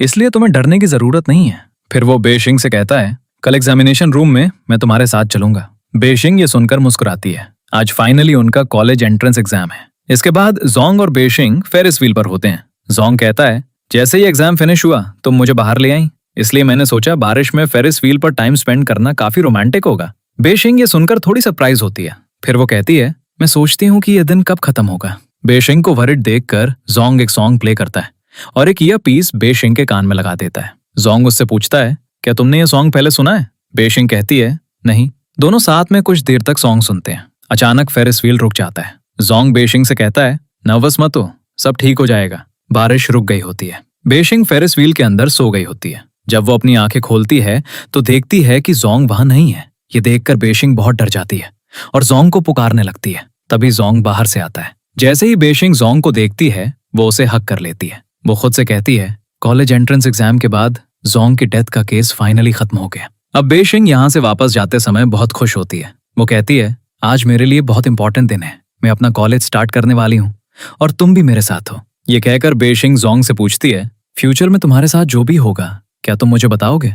जोंग कहता है, हाँ मैं प्रॉमिस करता हूँ। बेशिंग खुशी से कहती है, सब कुछ खत्म हो गया, अब हम एक नई लाइफ स्टार्ट कर सकते हैं। उसके बाद वे दोनों साथ में बहुत एंजॉय करते हैं। घर आकर बेशिंग अपनी और जोंग की पिक्चर देखकर बहुत खुश होती है। वो खुद से कहती है, मैंने कुछ बुरा होने से रोकने के लिए बहुत हार्ड वर्क किया। अब बेशिंग और जोंग ग्रेजुएशन पार्टी में जाते हैं। एक लड़का माइजी से पूछ रहा होता है, बेशिंग कहाँ है? माइजी कहता है, किसी को नहीं पता बेशिंग कहाँ गई है। ये कहकर मैजी उन सबको वहां से ले जाता है। नेक्स्ट सीन में रात में जब वो जोंग को कॉल करती है तो उसे पास ही बेल की आवाज सुनाई देती है। जैसे ही वो विंडो से देखती है, जोंग नीचे खड़ा होता है तो जोंग बेशिंग को लेकर साइड में खड़ा हो जाता है। बेशिंग शॉक लगती है। जोंग कहता है, मैजी ने मुझे बताया कि कुछ लड़कों ने तुम्हें ढूंढने के लिए पूरे एरिया में अपने आदमी भेजे हैं, लेकिन डोंट वरी, पुलिस उन्हें जल्दी ही पकड़ लेगी। तभी वे लड़के अपनी फ्लैश लाइट्स जोंग और बेशिंग पर चमकाने लगते हैं। ये देखकर जोंग बेशिंग को लेकर वहां से भाग जाता है। वहां से जाते समय जोंग बेशिंग से कहता है, कॉलेज एंट्रेंस एग्जाम रिजल्ट आने वाला है, क्या तुम नर्वस हो? बेशिंग कहती है, हाँ, लेकिन मुझे उम्मीद है मैं वो प्रॉमिस फुलफिल कर पाऊंगी जो मैंने तुमसे किया था। अगले दिन बेशिंग अपने मॉम डैड के साथ अपना रिजल्ट देखती है। वो पास हो गई है। उसके मॉम डैड ये देखकर बहुत खुश होते हैं। फिर जोंग और बेशिंग वॉक के लिए बीच पर आते हैं। बेशिंग ने बहुत ज्यादा पी होती है, इसलिए जोंग उसे अपनी बैग पर कैरी करता है और घर ले जाता है। जोंग बेशिंग से पूछता है, तुम कुछ कहना चाहती हो राइट? बेशिंग रोते हुए कहती है, मुझे लगता है मैं तुम्हारे साथ बीजिंग नहीं जा पाऊंगी, मेरे ग्रेड्स उतने अच्छे नहीं हैं, मुझे नहीं लगता मुझे एडमिशन मिलेगा। जोंग कहता है, ऐसा कुछ नहीं होगा, तुम्हें एडमिशन मिल जाएगा। बेक्सिंग कहती है, अगर मैं तुम्हारे साथ बीजिंग नहीं जा पाई तो क्या तुम किसी और लड़की को पसंद करने लगोगे? जांग कहता है, नहीं। बेक्सिंग कहती है, लेकिन मुझे डर लग रहा है। ये सुनकर जांग उसे हक कर लेता है। फिर बेक्सिंग जांग से कहती है, मून को देखो। जब जांग मून की तरफ देख रहा होता है तभी बेक्सिंग जांग के फेस पर किस कर लेती है। वो जांग से कहती है, मुझे घर ले चलो। ये सुनकर जांग फिर से बेक्सिंग को पिक करता है और घर ले जाने लगता है। आज अर्ली मॉर्निंग बेक्सिंग को जांग का कॉल आता है। बेक्सिंग उसे हैप्पी बर्थडे विश करती है। फिर वो कहती है, मेरे पास तुम्हारे लिए 2 गिफ्ट्स हैं। फर्स्ट ये कि मुझे एडमिशन मिल गया, मैं तुम्हारे साथ बीजिंग जा रही हूँ। ये सुनकर जांग बहुत खुश हो जाता है। वो पूछता है, और सेकंड गिफ्ट? बेक्सिंग कहती है, वो एक सरप्राइज है, तुम्हें रात में पता चलेगा। रात में वो जांग को क्लब लाती है। जांग कहता है, क्या ये गिफ्ट है? बेक्सिंग कहती है, हाँ, क्योंकि अब तुम ऑफिशियली एक अडल्ट बन गए हो। दोनों क्लब में डांस करने लगते हैं और बहुत एंजॉय करते हैं। मैजी अपनी गैंग के साथ बेक्सिंग को ढूंढने वापस आता है, लेकिन वहां वो जांग को सिग्नल देता है। ये देखकर जांग बेक्सिंग को लेकर वहां से भाग जाता है। जांग जल्दी से बेक्सिंग को फोटो बूथ के अंदर ले आता है। जैसे ही किसी के पास आने की आवाज सुनाई देती है, जांग बेक्सिंग को साइलेंट रहने के लिए कहता है। ऐसा करते हुए बेक्सिंग और जांग एक दूसरे के बहुत क्लोज आ जाते हैं, जिससे दोनों शॉक्ड लगते हैं। फिर बेक्सिंग को उसका एडमिशन लेटर मिलता है। बेक्सिंग को चाइना एग्रीकल्चर यूनिवर्सिटी में एडमिशन मिल गया है। उसके मॉम डैड ये देखकर बहुत खुश होते हैं। जांग बेक्सिंग से मिलने के लिए रेडी हो रहा होता है। तभी उसके मॉम डैड घर लौट आते हैं। जांग अपने मॉम डैड को देखकर सरप्राइज हो जाता है और पूछता है, आप लोग अचानक यहाँ? उसके मॉम डैड कहते हैं, तुम अभी ग्रेजुएट हुए हो, इसलिए हम वापस आ गए। बेक्सिंग जांग के घर के बाहर खड़ी होती है। अपने एक्सेप्टेंस लेटर के साथ प्रैक्टिस कर रही होती है कि वो जांग को कैसे बताएगी कि उसे यूनिवर्सिटी में एडमिशन मिल गया है। तभी जांग अपने मॉम डैड के साथ बाहर आता है। बेक्सिंग उन सबको देखकर सरप्राइज हो जाती है। अब बेक्सिंग आती है और जांग की मॉम के बगल में बैठ जाती है। जांग की मॉम कहती है, मैं तुम्हें पहली बार मिलने से ही बहुत पसंद करती हूँ। ये कहकर वो अपना ब्रेसलेट उतारती हैं और बेक्सिंग को देने लगती हैं। जांग की मॉम जांग से कहती हैं, जाओ किचन में अपने डैड की हेल्प करो, और फोर्सफुली ये ब्रेसलेट बेक्सिंग को दे देती हैं। जांग की मॉम बेक्सिंग से पूछती हैं, तुम जांग के बारे में क्या सोचती हो? बेक्सिंग कहती है, जांग बहुत अच्छा है। जांग की मॉम उसके डैड से कहती हैं, हमें बेक्सिंग के मॉम डैड से मिलने जाना चाहिए। ये सुनकर बेक्सिंग बहुत ऑकवर्ड फील करने लगती है और जल्दी से वहां से भाग जाती है। अगले दिन जांग प्रपोजल के सारे आइटम्स जू ले आता है, क्योंकि वो यहाँ बेक्सिंग के लिए एक प्रपोजल प्रिपेयर करने वाला है। जांग काफी देर से मैजी को कॉल कर रहा होता है। उसने माइसी को रोजेस लाने के लिए कहा था, लेकिन माइसी का फोन स्विच ऑफ होता है। जांग वरी करने लगता है कि कहीं माइसी के बॉस ने उसके साथ कुछ कर तो नहीं दिया, इसलिए वो वहां से चला जाता है। जब जांग माइसी की शॉप पर आता है तो जांग की स्कूल यूनिफॉर्म शर्ट पर एक लेटर चिपका होता है। उसमें लिखा होता है, मैं आज तुम्हारी हेल्प नहीं कर पाऊंगा, मेरे फर्स्ट लव ने आज मुझे कांटेक्ट किया है, इसलिए मैं उससे मिलने जा रहा हूँ। लेकिन तभी 2 लड़के वहां से गुजर रहे होते हैं जो किसी को पकड़ने की बात कर रहे होते हैं। जांग ये बातें सुन लेता है। गाओगी जल्दी से बेशिंग को अपने साथ जू लाती है, लेकिन जांग वहां प्रेजेंट नहीं होता। बेशिंग गाओगी से पूछती है, तुम मुझे यहाँ क्यों लाई? गाओगी कहती है, जांग आज तुम्हें अपनी फीलिंग्स एक्सप्रेस करने वाला है। तभी बेशिंग को जांग का कॉल आता है, तुम्हारा ब्रदर पुलिस स्टेशन में है और तुम्हारी मॉम भी यहाँ है। ये सुनकर बेशिंग तुरंत पुलिस स्टेशन आती है। जब बेशिंग के ब्रदर लिन को पुलिस स्टेशन से ले जाया जा रहा होता है तो बेशिंग की मॉम पुलिस ऑफिसर से पूछती हैं, जब मेरा बेटा पैसे लौटा देगा तो क्या उसे जेल नहीं जाना पड़ेगा? पुलिस ऑफिसर कहता है, हम उसे सिर्फ क्वेश्चनिंग के लिए टेम्परेरी ले जा रहे हैं। इसके बाद बेशिंग और जांग बात करते हुए सी शोर पर आते हैं। वहां बेशिंग देखती है कि लाइट हाउस टावर को डिमोलिश किया जा रहा है। बेशिंग कहती है, जिस लाइट हाउस से मैं सबसे ज्यादा हेट करती थी वो अब डिमोलिश हो रहा है। क्या इसका मतलब ये है कि अब सारी बुरी चीजें खत्म हो गई हैं? जांग कहता है, हाँ तुम सही कह रही हो। बैशिंग जांग से कहती है, क्या तुम आज मुझे अपनी फीलिंग्स कन्फेस नहीं करने वाले थे? जांग ये सुनकर कंफ्यूज हो जाता है और कहता है, ये जगह सही नहीं है। बैशिंग कहती है, तुम्हें मुझ पर बहुत बड़ा क्रश है, तो पहले मुझे तुम्हें अपनी फीलिंग्स बतानी चाहिए। बैशिंग जांग को अपने साथ मार्केट लाती है। जांग कहता है, तुम मुझे यहाँ क्यों लाई? बैशिंग उसे अपनी आंखें बंद करने के लिए कहती है। जांग अपनी आंखें बंद करने के लिए अग्री नहीं होता। बैशिंग कहती है, बस 5 सेकंड्स के लिए अपनी आंखें बंद करो। अब बैशिंग 5 तक काउंट करती है और जैसे ही काउंटिंग कंप्लीट होती है, बहुत सारे बलून्स ऊपर से जांग पर गिरते हैं। जांग ये देखकर बहुत अच्छा फील करता है। बैशिंग जांग से कहती है, मैं हमेशा तुमसे ये कहना चाहती थी। तभी माइजी दौड़ता हुआ आता है और जांग और बैशिंग से कहता है, ली हमारा पीछा कर रहा है। मैजी दोनों को अपने साथ ले जाता है और भागने लगता है। एक जगह रुककर मैजी जांग और बैशिंग से कहता है, तुम लोग अपस्टेयर्स जाओ, मैं उनसे डील करूंगा। जांग और बैशिंग बिल्डिंग की रूफ पर आ जाते हैं। वहां एक कबर्ड होता है जिसे देखकर जांग बैशिंग से कह पॉइंट पर आ जाता है, यहां छुप जाओ। अब वे लड़के बारे में पूछते हैं। बैशिंग कबर्ड के एक छोटे से गैप से सब कुछ देख रही होती है। वो बहुत डर जाती है, इसलिए वो जल्दी से पुलिस को कॉल करने लगती है। लेकिन तभी उसे जांग की आवाज सुनाई देती है। जांग बैशिंग से कह रहा होता है, मैं तुम्हें पसंद करता हूं। बैशिंग आगे देखती है और जांग इस बिल्डिंग से नीचे गिर रहा होता है। ये देखकर बैशिंग शॉक्ड हो जाती है और फेंट हो जाती है। और अब जब बैशिंग अपनी आंखें खोलती है तो वो वापस 2021 में आ चुकी होती है। बैशिंग अपने ब्रदर के पास जाती है और पूछती है, मेरे कॉलेज एंट्रेंस एग्जाम के दिन क्या हुआ था? लिन पहले तो बताना नहीं चाहता, लेकिन जब बैशिंग उसे फोर्स करती है तो लिन बताता है, उस दिन मैंने किसी से पैसे उधार लिए थे और मैं वो पैसे लौटा नहीं पाया था। मॉम और डैड को भी इस बारे में पता था, लेकिन तुम्हारे कॉलेज एंट्रेंस एग्जाम के दिन मुझे उसी नंबर से एक मैसेज मिला। ये मैसेज देखकर मैं लाइट हाउस गया और मैंने जांग को लाइट हाउस से नीचे गिरते हुए देखा। लिन कहता है, उस दिन के बाद मुझे समझ आया कि मेरे लिए फैमिली कितनी इंपॉर्टेंट है। उस दिन लाइट हाउस पर क्या हुआ मुझे सब कुछ क्लियरली याद नहीं है। बैशिंग अपने रूम में जाती है और जल्दी से मैसेजेस डिलीट करने लगती है, लेकिन सारे मैसेजेस पहले ही डिलीट हो चुके होते हैं। रात में बैशिंग अपनी मॉम की बीमारी से रिलेटेड एक बुक लेने लाइब्रेरी जाती है। जैसे ही वो वहां एक बुक देखती है, कार्ड पर जैंग का नाम लिखा होता है। बैशिंग ये देखकर बहुत सरप्राइज होती है। नीचे आकर वो लाइब्रेरियन से कहती है, क्या आप जैंग नाम के किसी लड़के को जानती हैं? क्या मुझे उसका कॉन्टैक्ट नंबर मिल सकता है? लाइब्रेरियन बैशिंग से पूछती है, तुम्हें जैंग का कॉन्टैक्ट नंबर क्यों चाहिए?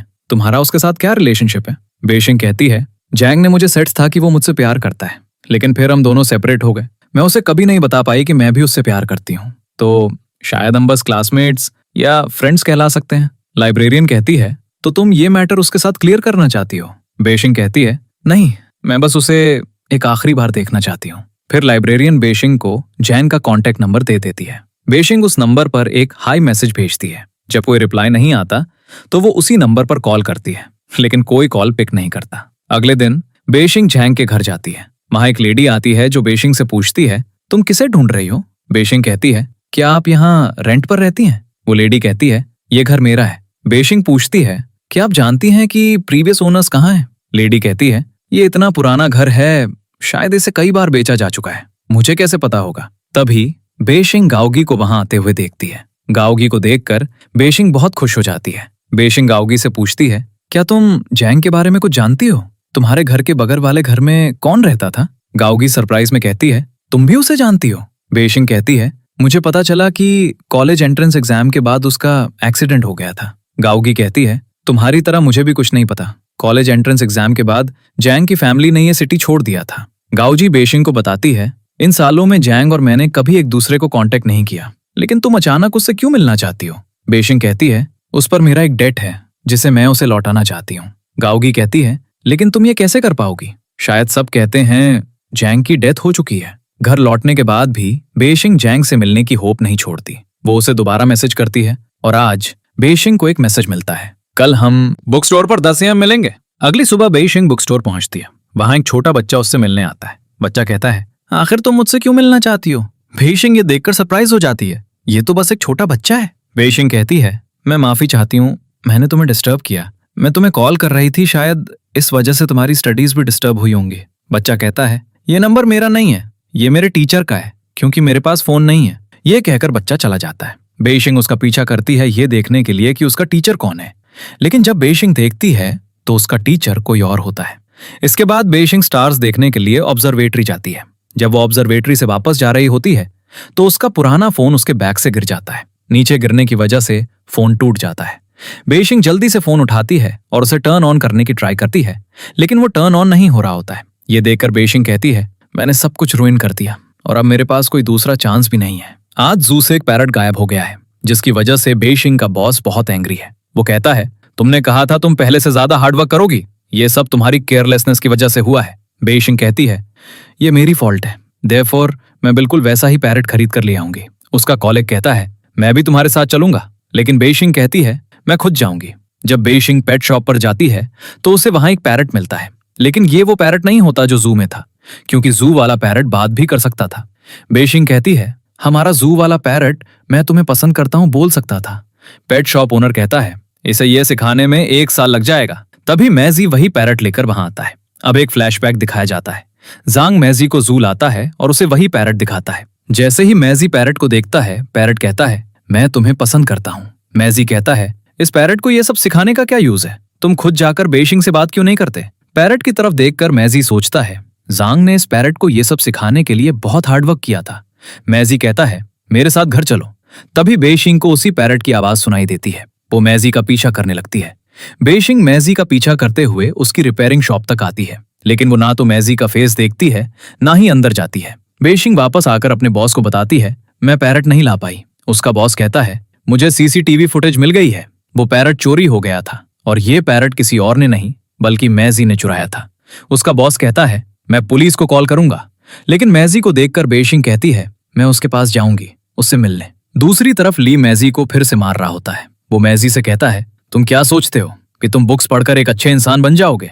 अगर तुम में हिम्मत है तो मुझे मार कर दिखाओ। मैजी कहता है, तुम कुछ भी कर लो, मैं तुम्हें नहीं मारूंगा। बेइशिंग भी ये सब देखती है। जैसे ही सब वहां से चले जाते हैं, बेइशिंग मैजी के पास जाती है और एक एम्बुलेंस कॉल करती है। एम्बुलेंस आती है और मैजी को ले जाती है। बेइशिंग वहां एक पैरट देख रही होती है। मैजी के बेड पर एक पिक्चर पड़ी होती है। बेइशिंग उसे उठाती है और देखती है ये मैजी और जांग की पिक्चर होती है। इस पिक्चर के पीछे लिखा टाइम 2020 का होता है। बेइशिंग अब ये फोटो लाइब्रेरियन के पास ले जाती है और कहती है, क्या आप बता सकती हैं कि ये पिक्चर कब ली गई थी? लाइब्रेरियन फोटो के पीछे लिखा टेक्स्ट पढ़कर कहती है, ये 2020 की है। जाते समय वो लाइब्रेरियन से कहती है, क्या आप मेरे लिए ये पुराना फोन भी रिपेयर कर सकती हैं? इसके बाद बेसिंग अपनी मॉम के पास हॉस्पिटल आती है, क्योंकि उसकी मॉम की सर्जरी होने वाली होती है। तब तक लाइब्रेरियन ने बेसिंग का पुराना फोन फिक्स कर दिया होता है। जब बेसिंग फोन चेक कर रही होती है तो उसे एक मैसेज दिखाई देता है, मैं जैंग हूँ, क्या तुम्हें मैं याद हूँ? अगले दिन बेसिंग की मॉम सर्जरी के लिए जाती हैं। बेसिंग मैसी से मिलने उसके रूम में जाती है। डॉक्टर रूम से बाहर आ रहा होता है। बेसिंग डॉक्टर से मैसी की कंडीशन के बारे में पूछती है। डॉक्टर कहता है, मैसी अभी कोमा में है, लेकिन सभी इंडिकेटर्स नॉर्मल हो गए हैं। अब बेसिंग बाहर बैठती है और उसी मैसेज को दोबारा देखने लगती है। वो सोच रही होती है कि उसे ये मैसेज डिलीट कर देना चाहिए। वो हिम्मत जुटाती है और डिलीट बटन प्रेस करती है। जैसे ही वो डिलीट करती है, वो फिर से 2010 में वापस चली जाती है। यहाँ बेसिंग जैंग को देखती है, जो अम्ब्रेला पकड़े उसके सामने खड़ा होता है। उसी समय मैसी की गैंग के कुछ लड़के भी वहां जाते हैं। उन्हें देखकर बेसिंग जैंग का हाथ पकड़ती है और कहती है, मेरे पीछे आओ। बेसिंग जैंग को लेकर भागने लगती है। जैसे ही वे साइड में रुकते हैं, बेसिंग जैंग को हक करती है और रोने लगती है। बेसिंग कहती है, ये बहुत अच्छा है कि तुम कंप्लीटली सेफ हो। जैंग को कुछ समझ नहीं आता। वो बेसिंग से कहता है, क्या तुम मुझे जानती हो? बेसिंग कहती है, हम दोनों एक दूसरे को काफी टाइम से जानते हैं, लेकिन अगर तुम्हें ऐसा नहीं लगता तो हम एक दूसरे को फिर से जानने का एक चांस दे सकते हैं। जैंग और बेसिंग हैंडशेक करते हैं। बेसिंग कहती है, मुझे पता है कि तुम हमेशा मुझे प्रोटेक्ट करते हो, लेकिन इस बार मैं तुम्हें प्रोटेक्ट करूंगी। बेसिंग कहती है, एक बात है जो मेरे माइंड में काफी टाइम से है। जैंग कहता है, वो क्या है? बेसिंग जैंग से कहती है, मैं तुम्हें बहुत पसंद करती हूँ। ये सुनकर जैंग शॉक्ड रह जाता है और इसके साथ ही बेसिंग वापस 2021 में आ जाती है। बेसिंग सोच रही होती है, मैं इस बार वापस क्यों आ गई? बेसिंग सरप्राइज होती है कि मैंने जैंग को बचा लिया, लेकिन फिर भी मैं वापस आ गई। इसके बाद बेसिंग हॉस्पिटल से घर जाने के लिए बस स्टॉप पर आती है। वो अपना फोन निकालती है। उसमें आखिरी एक मैसेज बचा होता है। बेसिंग धीरे से कहती है, ये मेरा लास्ट चांस है, मुझे हर कीमत पर जैंग को बचाना होगा। ये कहकर वो डिलीट बटन प्रेस करती है और फिर से 2010 में वापस चली जाती है। बेसिंग टाइम देखती है, 6:25 हो रहे हैं। उसे याद आता है कि जैंग के लाइट हाउस से गिरने का मैसेज 6:40 पर आया था। देयरफॉर बेसिंग जल्दी से स्कूल के बाहर आती है। उसकी नजर जैंग पर पड़ती है। वो यहीं होता है। बेसिंग तुरंत जैंग का हाथ पकड़ती है और कहती है, तुम्हें मेरे साथ आना होगा। जैंग पूछता है, क्या हुआ? बेसिंग कहती है, बस मेरे साथ आओ। जैसे ही दोनों भागने लगते हैं, जैंग का फोन नीचे गिर जाता है। बेसिंग फोन उठाती है और उसे देखकर कंप्लीटली शॉक हो जाती है। उसे जो लास्ट मैसेज मिला था वो खुद जैंग के फोन से आया था। बेसिंग, मैं तुम्हें पसंद करता हूं। ये देखकर बेसिंग 2021 में वापस आ जाती है। बेसिंग को कुछ समझ नहीं आता कि वो बार बार वापस क्यों जा रही है। इसके बाद जब माइजी वहां से जा रहा होता है, बेइशिंग भी वहां पहुंच जाती है। बेइशिंग कहती है, मैं समझ सकती हूँ कि तुम मुझे नहीं देखना चाहते, लेकिन मेरी बस एक रिक्वेस्ट है, मुझे जैंग के बारे में बताओ, उस दिन क्या हुआ था? मैजी बिना कुछ कहे चला जाता है। वो अपना सामान लेने आया था। तभी वो लड़का मैजी से कहता है, तुम क्या सोचते हो कि 10 साल जेल में बिताने के बाद तुम्हारी पनिशमेंट खत्म हो गई है? और क्या तुम्हें लगता है मिस्टर ली की डेथ को भुलाया जा सकता है? मैजी जैंग को एक मैसेज भेज रहा होता है, तुम कहाँ हो? तभी मिस्टर ली कहता है, जो भी मुझे बिट्रे करेगा उसके साथ कुछ अच्छा नहीं होगा। वो जैंग का स्कूल यूनिफॉर्म कोट नीचे फेंक देता है। ये देखकर मैजी डर जाता है। वो पूछता है, तुमने उसके साथ क्या किया? मिस्टर ली कहता है, पुलिस को कॉल करने से पहले उसे अपने कॉन्सिक्वेंसेस के बारे में सोचना चाहिए था। ये कहकर वो मैजी को मारने लगता है। मैजी गुस्से में पूछता है, तुमने उसके साथ क्या किया? मिस्टर ली कहता है, वो मर चुका है। इस बात पर दोनों के बीच एक आर्ग्यूमेंट शुरू हो जाता है। गुस्से में मैजी एक रॉड उठाता है और मिस्टर ली के सिर पर मार देता है। प्रेजेंट में वापस मैजी कहता है, मैंने पास में बहुत सी बुरी चीजें की हैं, लेकिन अब मैं इस तरह की लाइफ नहीं जीना चाहता। तुम लोग भी फ्यूचर में मेरे पास मत आना। ये कहकर मैजी जाने लगता है, लेकिन वो लड़का फिर से मैजी को मारने लगता है। तभी बेइजिंग वहां आ जाती है। वो एक फायर एक्सटिंग्विशर एक्टिवेट कर देती है। पूरा एरिया स्मोक से भर जाता है। कोई कुछ नहीं देख पाता। इस बात का फायदा उठाकर बेइशिंग मैजी को लेकर वहां से भाग जाती है। मैजी अपने बैग में अपनी पिक्चर ढूंढने लगता है। बेइशिंग कहती है, वो पिक्चर मेरे पास है, जब तुम हॉस्पिटल में थे तब मैंने इसे लिया था। इसके बाद मैजी बेइशिंग को मिलने के लिए बुलाता है। बेइशिंग कहती है, मुझे सब पता चल गया है, जैंग ने मेरे लिए क्या किया। मैजी कहता है, अगर तुम्हें कुछ पता चल भी गया है तो उसका क्या यूज? जैंग अभी भी तुम्हारे लिए एक स्ट्रेंजर है। बेइशिंग कहती है, मैं लिन के लिए तुमसे माफी मांगती हूँ। अगर उसने ये सब नहीं किया होता तो किसी के साथ कुछ बुरा नहीं होता। मैजी कहता है, लिन ली को पैसे नहीं दे पाया, इसलिए ली ने तुम्हारे ब्रदर को डराने के लिए तुम्हारा यूज करने का सोचा। जैंग के मॉम डैड ने उसे अब्रॉड जाने के लिए जो पैसे भेजे थे, जैंग ने वो सारे पैसे निकाल लिए। मैंने उसे मना भी किया, लेकिन उसने मेरी बात नहीं सुनी और मुझे भी जैंग की हेल्प करनी पड़ी ताकि तुम पीसफुली एंट्रेंस एग्जाम दे सको। जैंग यहाँ से जाने के लिए रेडी था, लेकिन वो तुम्हें सीक्रेटली प्रोटेक्ट करने के लिए वापस आ गया। लेकिन जैंग ये सब अकेले नहीं कर सकता था, इसलिए मैंने भी उसकी हेल्प की। अब बेइशिंग को याद आता है कि जब भी वो लड़के उसे ट्रबल करने आते थे तो मैजी ने उसकी और जैंग की हेल्प की थी। मैजी कहता है, मैंने जैंग से पूछा कि उसने तुम्हें क्यों नहीं बताया, लेकिन उसने मुझसे बस इतना कहा कि वो तुम्हारी विश फुलफिल करना चाहता है। मुझे तुम पर इतना गुस्सा आ रहा था क्योंकि मुझे पता चला कि तुम जैन यूएस से शादी कर रही हो। मैजी कहता है, मुझे हमेशा लगता था कि तुम्हें पता होना चाहिए जैंग तुम्हारे बारे में क्या फील करता है, इसीलिए मैंने जैंग का कन्फेशन लेटर पेपर प्लेन के जरिए तुम्हें भेजा था। जैसे ही बेइशिंग पेपर प्लेन का नाम सुनती है, उसे याद आता है एक दिन उसकी विंडो से एक पेपर प्लेन उसके रूम में आया था। मैजी कहता है, अब बस जैंग का यही मोबाइल फोन बचा है। बेइजिंग जैंग का फोन ले लेती है। जब बीसिंग वापस जा रही होती हैं तो एक फ्लैशबैक दिखाया जाता है जब वो फायरवर्क इवेंट में जान युए को शूज दे रही होती है। उस समय जांग भी वहां प्रेजेंट होता है। जांग बेसिंग को प्रोटेक्ट कर रहा होता है क्योंकि वे लड़के यहां भी बेसिंग का पीछा कर रहे होते हैं। ये देखकर जांग बेसिंग पर एक वाटर बलून मारता है और उसके पास जाता है ताकि वे लोग बेसिंग को ना देख सके। मैजी ने बेसिंग को बताया था कि जांग ने तुम्हें हर बार प्रोटेक्ट किया, जिससे मिस्टर ली एंग्री हो गया। अब दिखाया जाता है कि जांग लाइट हाउस पर है और वे सारे लड़के भी यहां आ जाते हैं। ली कहता है, तुम्हारी और मैं जी की मुझे साथ मिलकर बिट्रे करने की हिम्मत कैसे हुई? जांग कहता है, लिन अपना डेट चुका देगा, तुम्हें उसकी फैमिली को हार्म करने की जरूरत क्यों फील होती है? ली कहता है, तुम कौन हो? क्या तुम मेरे बॉस हो? ये सुनकर जांग कहता है, पुलिस यहीं आ रही है। तभी पुलिस सायरन की आवाज सुनकर ली और भी एंग्री हो जाता है और जांग को मारने लगता है। ली के आदमी कहते हैं, हमें यहां से चलना चाहिए, पुलिस आ गई है। लेकिन ली जांग को मारता रहता है। अब जांग भी उसका पैर पकड़ लेता है और उसे जाने नहीं देता। जांग का फोन भी नीचे गिर जाता है। जांग ने पहले ही एक मैसेज टाइप किया होता है, बेसिंग मैं तुम्हें पसंद करता हूं। जांग मैसेज भेज देता है।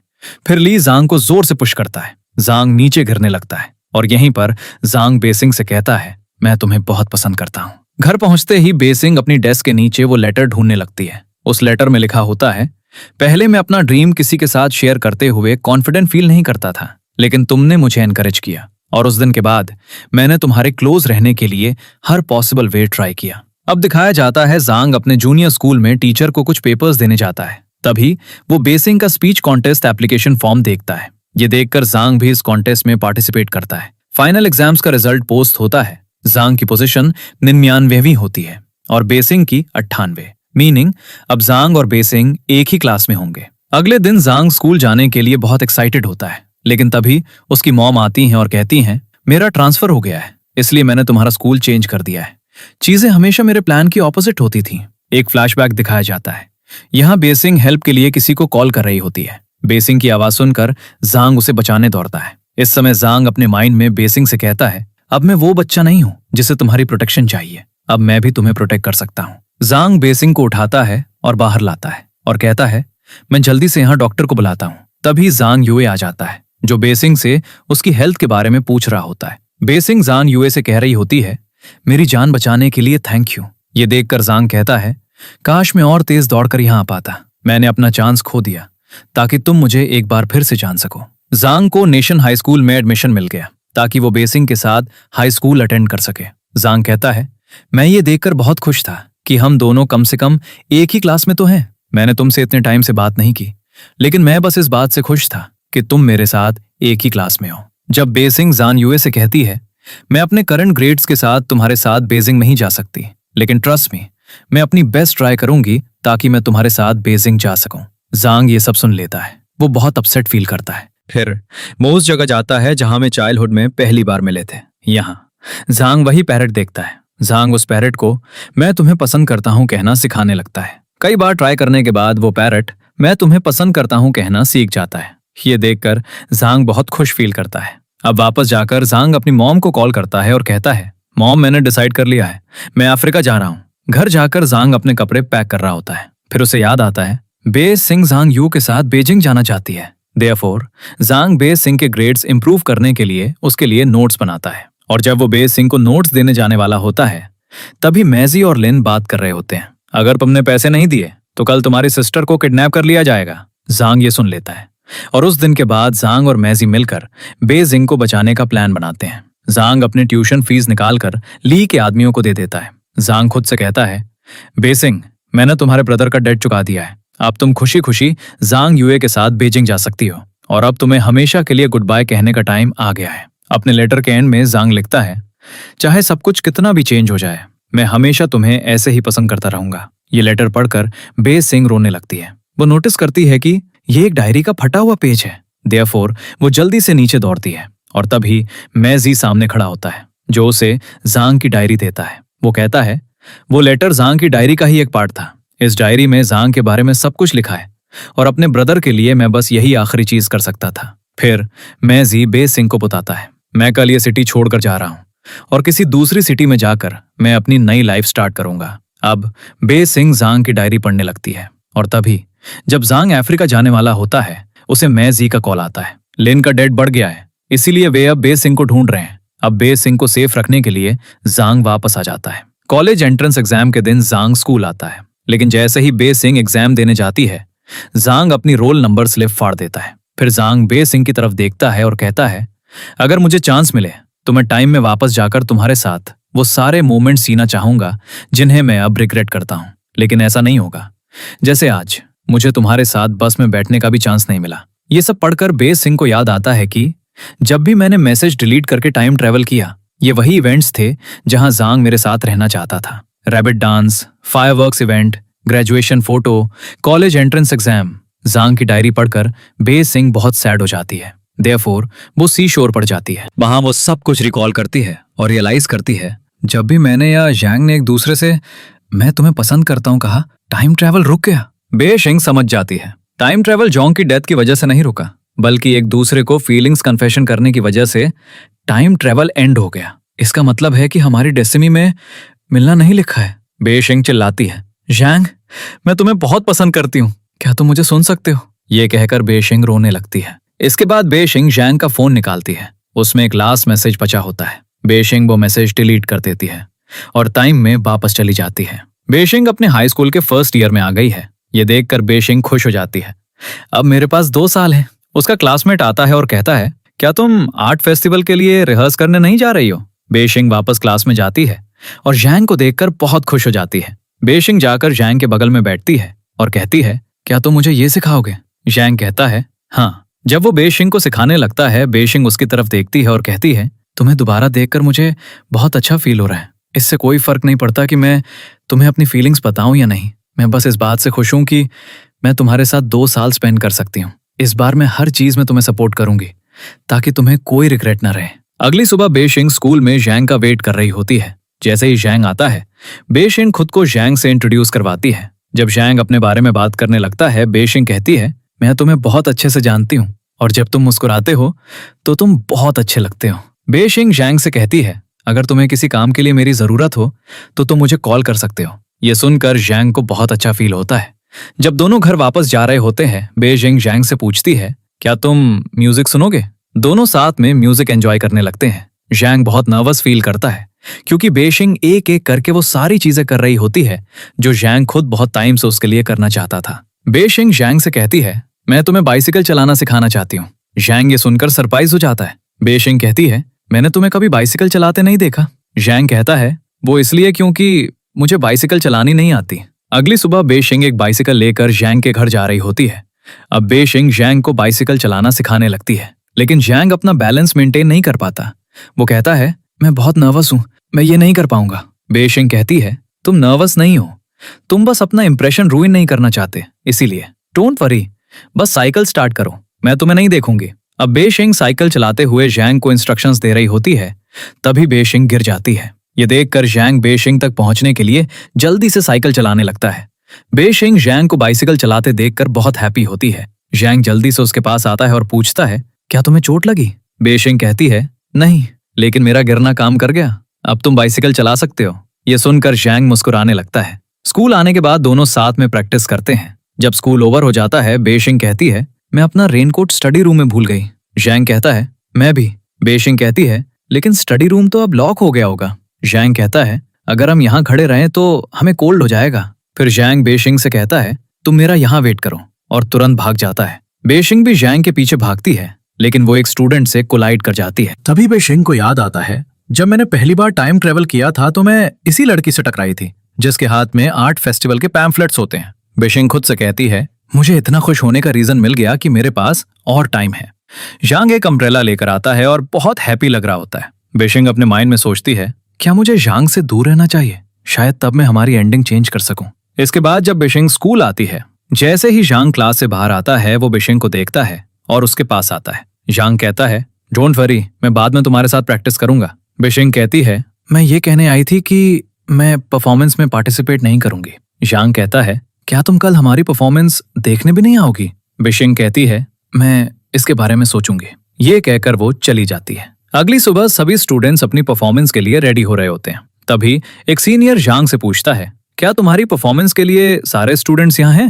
जैंग कहता है, एक स्टूडेंट हमारे साथ परफॉर्म नहीं कर पाएगी।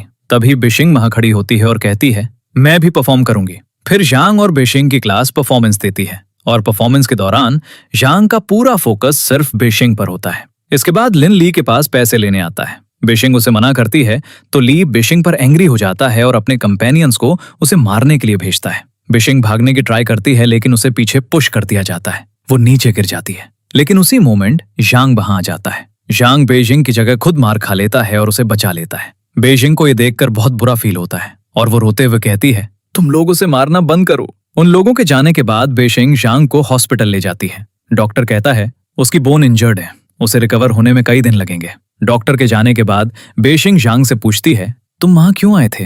जैंग कहता है, तुम इतनी हरी में गई इसलिए मैं वरीड हो गया था। बेजिंग कहती है, मैं फिर से कह रही हूँ, मुझे अपनी प्रॉब्लम्स हैंडल करने के लिए तुम्हारी जरूरत नहीं है। बाद में जैंग अपने घर पर टेस्टिंग कर रहा होता है। तभी डोर नॉक होता है और बेजिंग आ जाती है। जैसे ही बेजिंग की आवाज आती है, जैंग लिम्प करते हुए चलने लगता है। बेजिंग जैंग के लिए खाना लाई होती है। दोनों सोफा पर बात करते करते सो जाते हैं। जब बेजिंग उठती है तो वो जैंग को सोते हुए देखती है और उसके आर्म की तरफ देखने लगती है। वो जैंग को किस करने ही वाली होती है, लेकिन जैंग उठ जाता है। जैंग बेजिंग की तरफ देखता है और उसके क्लोज आने लगता है, लेकिन बेजिंग वहां से भाग जाती है। जैंग उसे रोकने के लिए उसका हाथ पकड़ लेता है। बेजिंग कहती है, तुम्हारे पैर अब ठीक हैं? जैंग मुस्कुराता है और कहता है, हाँ, ये बस अभी अभी बेटर हुआ है। बेजिंग कहती है, अब मैं घर जा रही हूँ। जैंग कहता है, मैं तुम्हें ड्रॉप कर देता हूँ, लेकिन बेजिंग रिफ्यूज कर देती है। उसकी कोई जरूरत नहीं है। नेक्स्ट सीन में जांग बेशिंग को अपने साथ ले जाना चाहता है, तभी एक अर्थक्वेक आ जाता है। सभी स्टूडेंट्स जल्दी से क्लासरूम के बाहर भागने लगते हैं।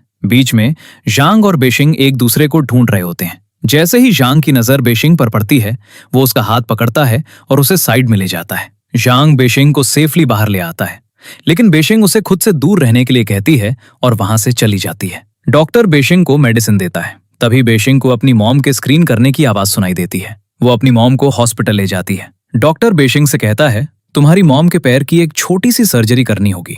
वो खुद से कहती है, सब कुछ चेंज हो गया है। कल जो अर्थक्वेक आया था वो हमारी सिटी में नहीं आने वाला था, बल्कि किसी और सिटी में आने वाला था। लिन ने भी टाइम से पहले अपनी शॉप खोल ली और मॉम की बीमारी भी टाइम से पहले आ गई। जब जांग बेशिंग के पास आता है, बेशिन उसे जाने के लिए कहती है और जांग ये सुनकर बहुत बुरा फील करता है। घर जाकर बेशिन अपनी डायरी में लिखती है, शायद इस बार मैं यहाँ इसलिए आई ताकि मैं तुम्हें खुद को गिव अप करने के लिए फोर्स कर सकूं। जब तक तुम मुझसे प्यार करते रहोगे, डेंजर भी तुम्हारे साथ रहेगा। मुझे माफ कर दो, लेकिन इस बार मैं चाहती हूँ कि तुम मुझसे हेट करो। नेक्स्ट सीन में जांग कॉन्सर्ट में है और बेशिन का वेट कर रहा है।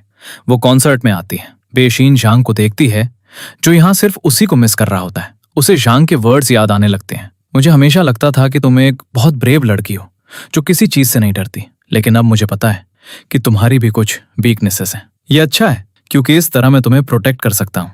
मैं नहीं चाहता कि तुम बुरी चीजें फेस करो, मैं चाहता हूँ कि तुम हमेशा हैप्पी रहो।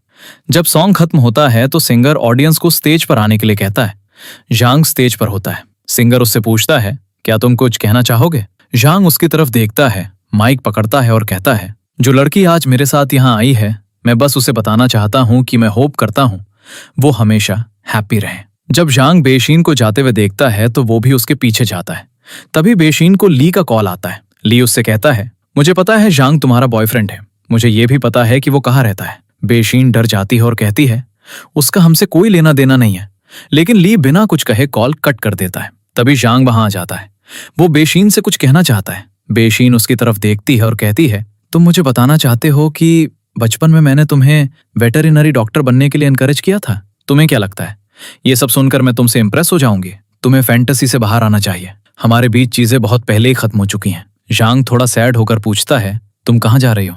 बेशिन कहती है, उससे तुम्हारा कोई लेना देना नहीं है। बेशिन की बातें सुनकर जांग रोने लगता है। बेशिन उससे कहती है, मुझसे जितना हो सके उतना दूर रहो। वापस जाते हुए बेशिन भी रो रही होती है। वो खुद से कहती है, तुम्हें इस बार बचाने के लिए अगर मुझे खुद को सैक्रिफाइस भी करना पड़े तो मैं करूंगी। अगर तुम मेरे बिना एक अच्छी लाइफ जी सको तो मेरे लिए बस इतना ही काफी है। अगले दिन क्लास में कुछ स्टूडेंट्स जांग से बात कर रहे होते हैं। क्या तुम अब्रॉड जा रहे हो? जांग धीरे से कहता है, हाँ, मैंने अपनी एप्लीकेशन सबमिट कर दी है। बस स्टॉप पर बेशिन जांग से पूछती है, क्या तुम सच में अब्रॉड जा रहे हो? जांग कहता है, तुमने पहले ही सब कुछ क्लियर कर दिया है। अगर मैं अब्रॉड जा भी रहा हूँ तो उससे तुम्हारा कोई लेना देना नहीं है। अगले दिन स्कूल में बेशिन अपना सामान लेने आती है। जांग उसे रोकता है, लेकिन बेशिन बिना देखे उसके पीछे से निकल जाती है। जांग नोटिस करता है कि बेशिन अपनी डायरी वहीं गिराकर चली गई है। जांग बेशिन की डायरी पढ़ता है। उस डायरी में बेशिन ने वो सब कुछ लिखा होता है जो उसने अपने टाइम ट्रैवल एक्सपीरियंस से सीखा था। डायरी पढ़ने के बाद जांग शॉक्ड हो जाता है। अब उसे समझ आ जाता है कि बेशिन उसे अवॉइड क्यों कर रही थी। डायरी पढ़ने के बाद जांग रोने लगता है। नेक्स्ट सीन में जैसे ही बेशिन जांग को केक देने वाली होती है, वो गिर जाती है। केक जांग पर गिर जाता है और सब कुछ रूइन हो जाता है। वो जल्दी से अपना कॉस्ट्यूम उतारती है और कहती है, आई एम सॉरी, मैंने ये इंटेंशंस नहीं किया। जांग गुस्से में उससे कहता है, क्या तुम्हें मुझे टीज करने में मजा आता है? बेशिन कहती है, नहीं। जांग गुस्से में उसे याद दिलाता है, अभी कुछ देर पहले तुमने कहा था कि मैंने तुम्हारे लिए जो भी किया उसका कोई मीनिंग नहीं है, लेकिन अब तुम मेरे पास वापस आ रही हो। क्या अपनी मर्जी से मेरी लाइफ में आना और जाना तुम्हें कोई जोक लगता है? बेशिन कहती है, सब चीजों के लिए आई एम सॉरी, लेकिन क्रिसमस आ रहा है, मैं तुम सबके लिए एक अच्छी पार्टी अरेंज करूंगी।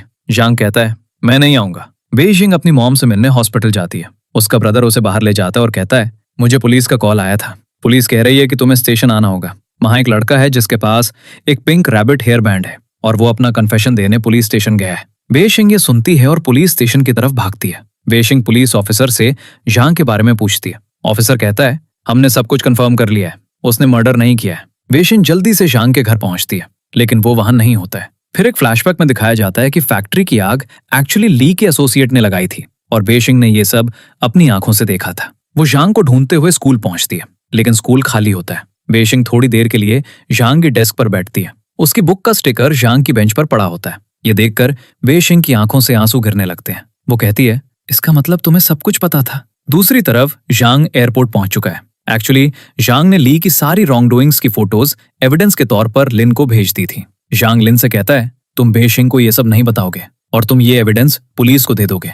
बेशिंग गाओगी के पास जाती है। गाओगी उसे जांग का मैसेज दिखाती है। वो जा रहा है। बेशिंग एयरपोर्ट के लिए निकल जाती है, लेकिन रास्ते में ट्रैफिक जैम होता है। बेशिंग बिना सोचे भागने लगती है। वो रोते हुए खुद से कहती है, मैं चाहे कुछ भी कर लूं, मेरे एफर्ट्स तुम्हारे एफर्ट्स के कंपेयर में कुछ भी नहीं है। जांग अभी भी एयरपोर्ट पर होता है और बेशिंग वहां पहुंच जाती है। दोनों एक दूसरे को देखते हैं। जांग बेशिंग की तरफ देखता है और धीरे से कहता है, मैं तुम्हें पसंद करता हूँ। बेशिंग सरप्राइज हो जाती है। बेशिंग जांग की आंखों में देखती है और कहती है, ये तुम्हारे लिए कितना डिफिकल्ट रहा होगा, राइट?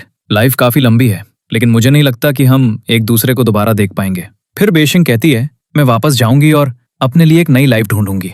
अब वो अपनी जॉब को लेकर बहुत पैशनेट हो गई है। बेशिंग का बॉस उसकी प्रेस कर रहा होता है। सबको बेशिंग से सीखना चाहिए। बाद में मीटिंग में बेशिंग का बॉस एक टेस्ट की न्यूज अनाउंस करता है। जो भी ये टेस्ट पास करेगा वो वेटरनरी डॉक्टर बन सकता है और जैसे ही ट्रेनिंग खत्म होगी वे इंटरनेशनल रेस्क्यू ऑर्गेनाइजेशन ज्वाइन कर सकते हैं। ये सुनकर बेशिंग टेस्ट के लिए प्रिपेयर करने लगती है। बेशिंग इंटरव्यू देती है रेस्क्यू ऑर्गेनाइजेशन ज्वाइन करने के लिए।